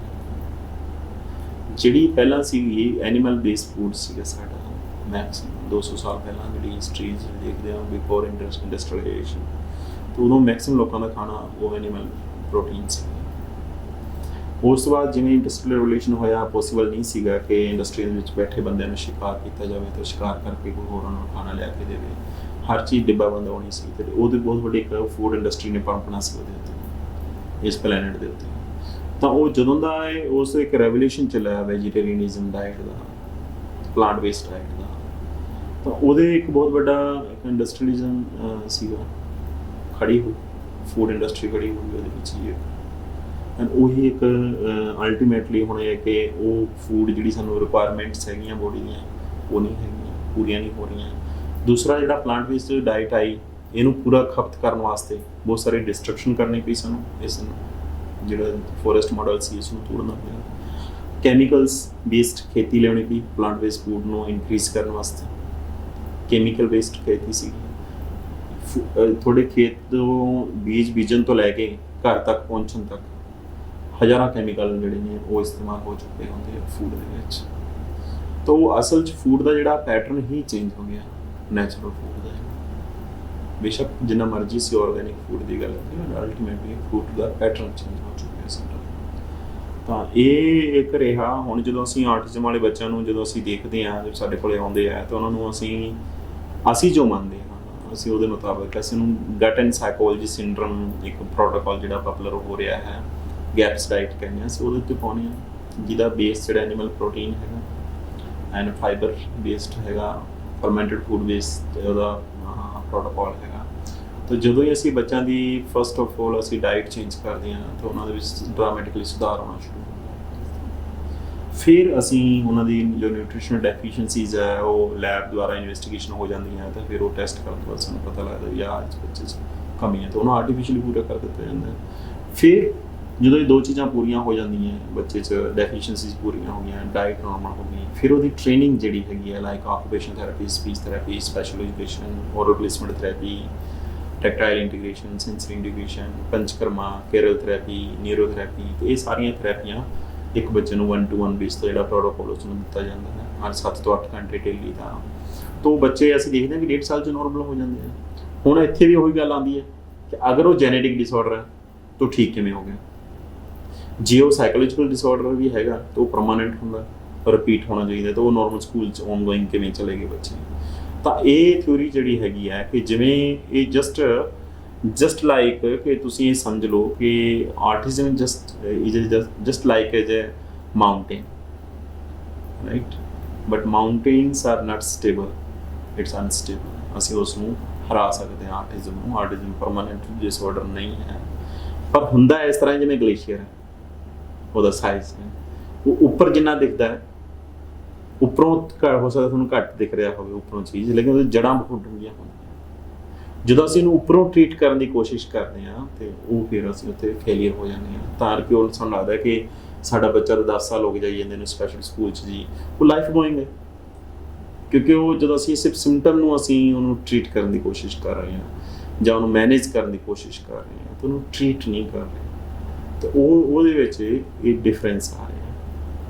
ਸਾਨੂੰ ਹੋਰ ਵੀ ਇਸ ਤਰੀਕੇ ਨਾਲ ਇਹਨੂੰ ਡਿਪਥ ਵਿੱਚ ਆਏ ਸਮਝਣਾ ਚਾਹੀਦਾ ਹੈ ਕਿ ਆਟਿਜ਼ਮ ਹੈ ਕੀ। ਜਿਵੇਂ ਸਪੋਜ਼ ਕੀਤਾ ਕਿ ਇੱਕ ਨਾਰਮਲ ਬੱਚਾ ਗਰੋ ਕਰ ਰਿਹਾ ਹੈ, ਇਹਨਾਂ ਆਟਿਜ਼ਮ ਵਾਲੇ ਲੱਛਣ ਤੁਸੀਂ ਸਾਰੇ ਪੇਰੈਂਟਸ ਦੀ ਇੱਕੋ ਹਿਸਟਰੀ ਹੁੰਦੀ ਹੈ ਕਿ ਸਾਡਾ ਬੱਚਾ ਪਹਿਲੇ ਸਾਲ 'ਚ ਨਾਰਮਲ ਸੀ, ਸੋਸ਼ਲ ਸਮਾਈਲ ਸੀਗੀ ਜੀ, ਅੰਡਰਸਟੈਂਡਿੰਗ ਵੀ ਸੀਗੀ ਜੀ। ਈਵਨ ਬਹੁਤ ਸਾਰੇ ਬੱਚੇ 1.5 ਸਾਲ ਤੱਕ ਬੋਲ ਰਹੇ ਸੀ, 3 ਸਾਲ ਤੱਕ ਵੀ ਬੱਚੇ ਸਭ ਕੁਝ ਬੋਲ ਰਹੇ ਸੀ। ਸਡਨਲੀ ਉਹਨਾਂ 'ਚ ਹੌਲੀ ਹੌਲੀ ਕਰਕੇ ਚੇਂਜ ਆਉਣਾ ਸ਼ੁਰੂ ਹੋ ਗਿਆ ਔਰ ਪਿੱਛੇ ਜਾਣਾ ਸ਼ੁਰੂ ਹੋ ਗਿਆ, ਉਹ ਬੋਲਣਾ ਬੰਦ ਹੋ ਗਏ। ਹੁਣ ਜੇ ਤਾਂ ਇਸ ਜੈਨੇਟਿਕ ਡਿਸਆਰਡਰ ਹੈਗਾ, ਫਿਰ ਤਾਂ ਇੱਕਦਮ ਇਸ ਨੇ ਉਹ ਸਪੀਚ ਵੀ ਨਹੀਂ ਹੋਣੀ ਚਾਹੀਦੀ ਸੀ ਉਸ ਦੀ। ਜੇ ਉਹ ਸਾਈਕੋਲੋਜੀਕਲ ਡਿਸਆਰਡਰ ਹੈ ਫਿਰ ਵੀ ਨਹੀਂ ਹੋਣੀ ਚਾਹੀਦੀ ਸੀ। ਹੁਣ ਇਹ ਹੋਇਆ ਕੀ ਹੈ ਕਿ ਜਸਟ ਲਾਈਕ ਜੋ ਅਸੀਂ ਮੰਨਦੇ ਹਾਂ, ਗੈਪਸ ਵਾਲੇ ਮੰਨਦੇ ਹਾਂ, ਇਹਨੂੰ ਆਰਟਿਜ਼ਮ, ADHD, ADD ਇਸ ਤਰੀਕੇ ਨਾਲ ਨਹੀਂ ਮੰਨਦੇ। ਅਸੀਂ ਲੇਬਲਿੰਗ ਤੇ ਨਹੀਂ ਜਾਂਦੇ। ਅਸੀਂ ਕਹਿੰਦੇ ਵੀ ਇਹ ਯੂਜ਼ਲੈਸ ਹੈ, ਵੀ ਇਹ ਤੁਸੀਂ ਇਹਦੀ ਕੀ ਥਿਊਰੀ ਹੈ, ਇਹ ਥਿਊਰੀ ਥੋੜੀ ਹੈ ਕੋਈ ਹੈ, ਇਹ ਕੋਈ ਟੈਸਟ ਥੋੜੀ ਹੈ ਵੀ ਤੁਸੀਂ 6 ਸਿੰਪਟਮ ਹੈਗੇ, 6 ਸਿੰਪਟਮ ਨੂੰ ਕੈਚ ਕਰਕੇ ਉਹਨੂੰ ਡੱਬੇ 'ਚ ਪਾਤਾ ਵੀ ਇਹ ADHD ਹੈ ਜਾਂ ਇਹ ਆਰਟਿਜ਼ਮ ਹੈ। ਜੇ 3 ਮਿਲਦੇ ਆ ਇਹ ADD ਹੈ, ਜੇ 2 ਸਿੰਪਟਮ ਮਿਲਦੇ ਆ ਇਹਨੂੰ ਕੁਝ ਹੋਰ ਕੈਟਾਗਰੀ 'ਚ ਪਾ ਦਿਓ, ਡਿਸਲੈਕਸੀਆ 'ਚ ਪਾ ਦਿਓ, ਜੇ ਇੱਕ ਸਿੰਪਟਮ ਮਿਲਦਾ ਤਾਂ ਡਿਸਹਾਰਮਨੀ 'ਚ ਪਾ ਦਿਓ, ਜਾਂ ਰੈਡ ਸਿੰਪਟਮ। ਇਹ ਤੁਸੀਂ ਸਿਰਫ ਬਾਕਸਿਸ ਤਿਆਰ ਕੀਤੇ ਨੇ, ਰਾਈਟ? ਤਾਂ ਕੀ ਉਹਨੂੰ ਉਹ ਜਿਹੜੇ ਬਾਕਸਿਸ ਤੁਸੀਂ ਤਿਆਰ ਕੀਤੇ ਹੈਗੇ ਆ ਉਹ ਯੂਜ਼ਲੈਸ ਹੈ ਸਾਡੇ ਤੁਹਾਡੇ ਲਈ, ਨਾ ਪੇਰੈਂਟਸ ਲਈ ਹੈਗਾ ਵੀ ਹਾਂਜੀ ਤੁਹਾਡਾ ਬੱਚਾ ਮੈਂ ਡਾਇਗਨੋਸ ਕਰਤਾ ਜੀ ਆਟਿਜ਼ਮ ਹੈਗਾ ਜੀ, ਹੁਣ ਕੀ ਕਰਾਂ, ਇਹਦਾ ਕੋਈ ਇਲਾਜ ਨਹੀਂ ਹੈਗਾ ਜੀ, ਇਹਨੂੰ ਤੁਸੀਂ ਮੈਨੇਜ ਕਰੋ। ਲੇਕਿਨ ਇਹ ਜਦੋਂ ਗੈਪਸ ਪ੍ਰੋਟੋਕੋਲ ਜਾਂ ਜੇ Baba Farid centre for special children ਦਾ ਜਿਹੜਾ ਪ੍ਰੋਟੋਕੋਲ ਹੈ ਇਹ ਮੰਨਦਾ ਹੈਗਾ ਵੀ ਅਸਲ ਦੇ ਵਿੱਚ ਇਹ 4 ਸਿੰਪਟਮ ਆਏ ਆ, ਇਹਦਾ ਕੋਈ ਕਾਰਨ ਹੈ ਭਾਈ, ਇਹਨੂੰ ਟ੍ਰੀਟ ਕਰੋ। ਮੋਸਟਲੀ ਬੱਚਿਆਂ ਦੇ ਵਿੱਚ ਅਸੀਂ ਜੋ ਮੰਨਦੇ ਹਾਂ ਕਿ ਗਟ ਜਿਹੜੇ ਸਾਡਾ ਗਟ ਸਿਸਟਮ ਹੈ ਇਹ ਡਿਸਟਰਬ ਹੁੰਦਾ ਹੈ ਸਭ ਤੋਂ ਪਹਿਲਾਂ, ਫਿਰ ਸਾਡੀ ਸਾਈਕੋਲੋਜੀ ਚੇਂਜ ਹੁੰਦੀ ਹੈ, ਅਸੀਂ ਜੋ ਵੀ ਖਾਂਦੇ ਹਾਂ ਉਹਦਾ ਸਾਡੇ ਬ੍ਰੇਨ ਤੇ ਆਉਂਦਾ, ਤੇ ਇਸ ਕਰਕੇ ਇਸ ਨੂੰ ਗਟ ਐਂਡ ਸਾਈਕੋਲੋਜੀ ਸਿੰਡਰਮ ਦਾ ਨਾਮ ਦਿੱਤਾ ਗਿਆ। ਹੁਣ ਅਸੀਂ ਜੋ ਲੈਬਲਿੰਗ ਕਰਦੇ ਹਾਂ ਤਾਂ ਜਿਸ ਅਸੀਂ ਲੈਬਲਿੰਗ 'ਚ ਨਹੀਂ ਜਾਂਦੇ, ਅਸੀਂ ਕਹਿੰਦੇ gap side gut and psychology syndrome, ਉਹਦੇ ਸਾਰੇ ਆ ਜਾਂਦੇ, ਡਿਪਰੈਸ਼ਨ ਵੀ ਆ ਜਾਂਦਾ, ਸਿਜ਼ੋਫਰੇਨਿਕ ਵੀ ਆ ਜਾਂਦੇ ਨੇ, ADHD ਵੀ ਆ ਜਾਂਦੇ ਨੇ, ਸਾਰੇ ਉਸ ਇੱਕੋ ਸਾਡੇ ਲਈ ਇੱਕੋ ਹੀ ਕੈਟਾਗਰੀ ਹੈ। ਤਾਂ ਉਹਤੇ ਕੰਮ ਕਿੱਥੇ ਕਰਨਾ, ਤੁਸੀਂ ਗਟ ਤੇ ਕੰਮ ਕਰਨਾ ਹੈ ਮੈਕਸਿਮਮ। ਜਸਟ ਲਾਈਕ ਇਹਦੀ ਛੋਟੀ ਜਿਹੀ ਹੋਰ ਐਗਜ਼ਾਮਪਲ, ਜਿਵੇਂ ਸ਼ਰਾਬੀ ਬੰਦਾ, ਹੁਣ ਨੋਰਮਲ ਬੰਦਾ ਹੋਵੇ, ਆਪਾਂ ਨੋਰਮਲ ਬੈਠੇ ਹਾਂ ਗੱਲ ਕਰ ਰਹੇ ਹਾਂ, ਤਾਂ ਅਗਰ ਸਾਨੂੰ ਕੋਈ ਅਲਕੋਹਲ ਲਿਆ ਕੇ ਦੇ ਦੇ ਤਾਂ ਸਾਡਾ ਸਡਨਲੀ ਬਿਹੇਵੀਅਰ ਚੇਂਜ ਹੋ ਜਾਊਗਾ। ਹੁਣ ਨਾ ਤਾਂ ਸਾਡਾ ਜੈਨੇਟਿਕ ਵੀ, ਸਾਡਾ ਜੈਨੇਟਿਕਸ ਵੀ ਉਹੀ ਨੇ, ਨਾ ਸਾਨੂੰ ਬ੍ਰੇਨ ਸਟਰਕਚਰ ਵੀ ਸਾਡਾ ਨਾਰਮਲ ਹੈ, ਕੋਈ ਚੇਂਜ ਨਹੀਂ ਹੋਇਆ, everything was normal, but suddenly abnormal ਹੋ ਗਿਆ ਕਿਉਂਕਿ ਸਾਡੇ ਗੱਟ ਦੇ ਵਿੱਚ ਗਈ ਚੀਜ਼ ਪਹਿਲਾਂ, ਉਹਨੇ ਸਾਡੀ ਸਾਈਕੋਲੋਜੀ ਚੇਂਜ ਕੀਤੀ, ਰਾਈਟ? ਸਾਡਾ ਕੀ ਹੈ, ਉਹ ਪੈਟਰਨ ਹੈ, ਸਾਡਾ ਬੋਡੀ ਦਾ ਸਿਸਟਮ ਹੈ, ਇਮਿਊਨ ਸਿਸਟਮ ਹੈ ਕਿ ਉਹਨੂੰ 28 ਘੰਟਿਆਂ ਬਾਅਦ ਨਾਰਮਲਾਈਜ਼ ਕਰ ਦੇਣਾ। ਲੇਕਿਨ ਇਹਨਾਂ ਬੱਚਿਆਂ ਦਾ ਸਿਸਟਮ ਬਹੁਤ ਵੀਕ ਹੁੰਦਾ, ਤਾਂ ਉਹ ਇਹ ਸਮਝੋ ਵੀ ਜਿਹੜੇ ਇਹਨਾਂ 'ਚ ਕੋਈ ਪਰਮਾਨੈਂਟ ਵਿਗਾੜ ਆ ਗਿਆ ਤਾਂ ਉਹ ਪਰਮਾਨੈਂਟ ਸਟੇਬਲ ਹੈਗਾ, ਤਾਂ ਉਹ ਉਹਨਾਂ ਦੀ ਸਾਈਕੈਟਰੀ ਚੇਂਜ ਨਹੀਂ ਹੋਈ। ਅਤੇ ਜਿਹੜੀ ਸਾਡੀ ਸਾਈਕੋਲੋਜੀ ਹੁੰਦੀ ਹੈ ਨਾ, ਇਹ ਕੈਮਿਸਟਰੀ ਬੇਸਡ ਹੁੰਦੀ ਹੈ, ਸਾਡੀ ਬਾਇਓਕੈਮਿਸਟਰੀ ਚੇਂਜ ਹੁੰਦੀ ਹੈ ਅਸਲ ਵਿੱਚ, ਜੀਨ ਨਹੀਂ ਚੇਂਜ ਹੁੰਦਾ। ਸ਼ਰਾਬ ਪੀਣ ਨਾਲ ਸਾਡੀ ਬਾਇਓਕੈਮਿਸਟਰੀ ਚੇਂਜ ਹੁੰਦੀ, ਰਾਈਟ? ਤਾਂ ਬਾਇਓਕੈਮਿਸਟਰੀ ਨੂੰ ਅਗਰ ਤੁਸੀਂ ਰਿਵਰਸ ਕਰ ਲਓਗੇ, ਠੀਕ ਕਰਨਾ ਸ਼ੁਰੂ ਕਰ ਦੋ 1 by 1, ਪਹਿਲਾਂ ਡਾਈਟ ਪੈਟਰਨ ਚੇਂਜ ਕਰਤਾ, ਫਿਰ ਨਿਊਟ੍ਰੀਸ਼ਨਲ ਡੈਫੀਸ਼ੀਐਂਸੀਜ਼ ਪੂਰੀਆਂ ਕਰਤੀਆਂ, ਫਿਰ ਨਾਲ ਉਹਨੂੰ ਟ੍ਰੇਨਿੰਗ ਵੀ ਕੰਪਲਸਰੀ ਹੈ। ਇਹਨੂੰ ਆਈਸੋਲੇਸ਼ਨ 'ਚ ਨਹੀਂ ਦੇਖਿਆ ਜਾ ਸਕਦਾ, ਇਹ ਸਮੱਸਿਆ। ਹੁਣ ਜਿਹੜੇ ਮੇਨ ਜਿਹੜੇ ਡਾਕਟਰਸ ਨੇ ਮੇਨ ਸਟ੍ਰੀਮ ਦੇ ਵਿੱਚ, ਉਹ ਆਈਸੋਲੇਸ਼ਨ 'ਚ ਲੈ ਕੇ ਚੱਲ ਰਹੇ ਨੇ ਸਾਰੇ। ਕੋਈ ਤਾਂ ਸਪੀਚ ਥੈਰੇਪਿਸਟ ਕਹਿੰਦਾ ਇਕੱਲਾ ਮੇਰੇ ਨਾਲ ਹੀ ਠੀਕ ਕਰ ਲਵਾਂਗਾ, ਆਕੂਪੇਸ਼ਨਲ ਥੈਰੇਪਿਸਟ ਕਹਿੰਦਾ ਨਹੀਂ ਮੇਰੇ ਇਕੱਲਾ ਹੀ ਕਾਫੀ ਹੈ ਮੈਂ, ABA ਵਾਲੇ ਕਹਿੰਦੇ ਸਾਰੇ ਬੇਵਕੂਫ ਨੇ, ਇਹ ਬੱਚਾ ਹੀ ਸਾਡਾ ਸਾਈਕੋਲੋਜੀ ਦਾ ਤਾਂ ਰੱਖੇ, ਸਾਡਾ ਬੱਚਾ ਸਾਈਕੋਲੋਜੀਕਲ ਡਿਸਆਰਡਰ ਹੈਗਾ। ਜੇ ਪੈਡੀਟੀਸ਼ਨ ਦੀ ਗੱਲ ਕਰਦੇ ਹਾਂ ਜਾਂ ਨਿਊਰੋਪੈਡੀਟੀਸ਼ਨ ਦੀ ਗੱਲ ਕਰਦੇ ਹਾਂ, ਉਹ ਕਹਿੰਦੇ ਮੇਰੇ ਕੋਲ ਇੱਕ ਦਵਾਈ ਹੈਗੀ, ਇੱਕ ਰਿਟਾਲਿਨ ਰਿਸਪੈਰੀਡੋਨ ਦਵਾਈ ਹੈਗੀ ਹੈ, ਮੈਂ ਉਹ ਦੇ ਦਿੰਦਾ, ਇਹਦੇ ਨਾਲ ਬਿਹੇਵੀਅਰ ਸ਼ਾਂਤ ਹੋ ਜਾਊਗਾ। ਹੁਣ ਇਹ ਕਿਸੇ ਨਾਲ ਵੀ ਅਸੀਂ ਨਹੀਂ ਲੈ, ਡਾਈਟੀਸ਼ੀਅਨ ਕਹਿੰਦਾ ਮੈਂ ਇਕੱਲਾ ਹੀ ਠੀਕ ਕਰ ਲੂੰਗਾ, ਦੂਜਿਆਂ ਦੀ ਲੋੜ ਨਹੀਂ ਹੈਗੀ ਆ। ਅਸਲ ਸਾਨੂੰ ਹੋਲਿਸਟਿਕ ਅਪਰੋਚ ਦੀ ਲੋੜ ਹੈ, ਸਾਰਿਆਂ ਨੂੰ ਇਕੱਠੇ ਇੱਕ ਪਲੇਟਫਾਰਮ 'ਤੇ ਆ ਕੇ ਇਸ ਡਿਜ਼ੀਜ਼ ਨੂੰ ਸਮਝਣਾ ਅਤੇ ਇਸ ਨੂੰ ਟਰੀਟ ਕਰਨਾ, ਸਾਰਿਆਂ ਨੇ ਆਪਣਾ ਰੋਲ ਪਲੇ ਕਰਨਾ, ਅਲਟੀਮੇਟਲੀ ਬੱਚਾ ਠੀਕ ਕਰਨਾ। ਇਹ ਇਗੋਸਟਿਕ ਮੈਥਡ ਨਹੀਂ, ਇਹ ਇਹਦੀ ਸਮੱਸਿਆ ਹੈ। ਤੇ ਤੁਹਾਡੇ 18 ਸਾਲ ਦੇ ਕਰੀਅਰ ਦੇ ਵਿੱਚ ਤੁਹਾਡੇ ਕੋਲੇ ਵੱਖ-ਵੱਖ ਤਰ੍ਹਾਂ ਦੇ ਲੜਕੇ ਲੜਕੀਆਂ ਆਉਂਦੇ ਹੋਣਗੇ, ਉਹਨਾਂ ਦੇ ਲੱਛਣਾਂ 'ਚ ਤੁਹਾਨੂੰ ਕੀ ਡਿਫਰੈਂਸ ਲੱਗਿਆ? ਦੇਖੋ, ਆਟਿਜ਼ਮ ਜਿਹੜਾ ਹੈ ਇਹ ਕੋਈ ਬੱਚਾ ਮੈਂ ਨਹੀਂ ਕਹਿ ਸਕਦਾ ਕਿ ਉਸ ਬੱਚੇ ਵਰਗਾ, ਹਰ ਇੱਕ ਬੱਚਾ ਯੂਨੀਕ ਹੈ, ਉਹਦੇ ਯੂਨੀਕ ਹੀ ਲੱਛਣ ਨੇ।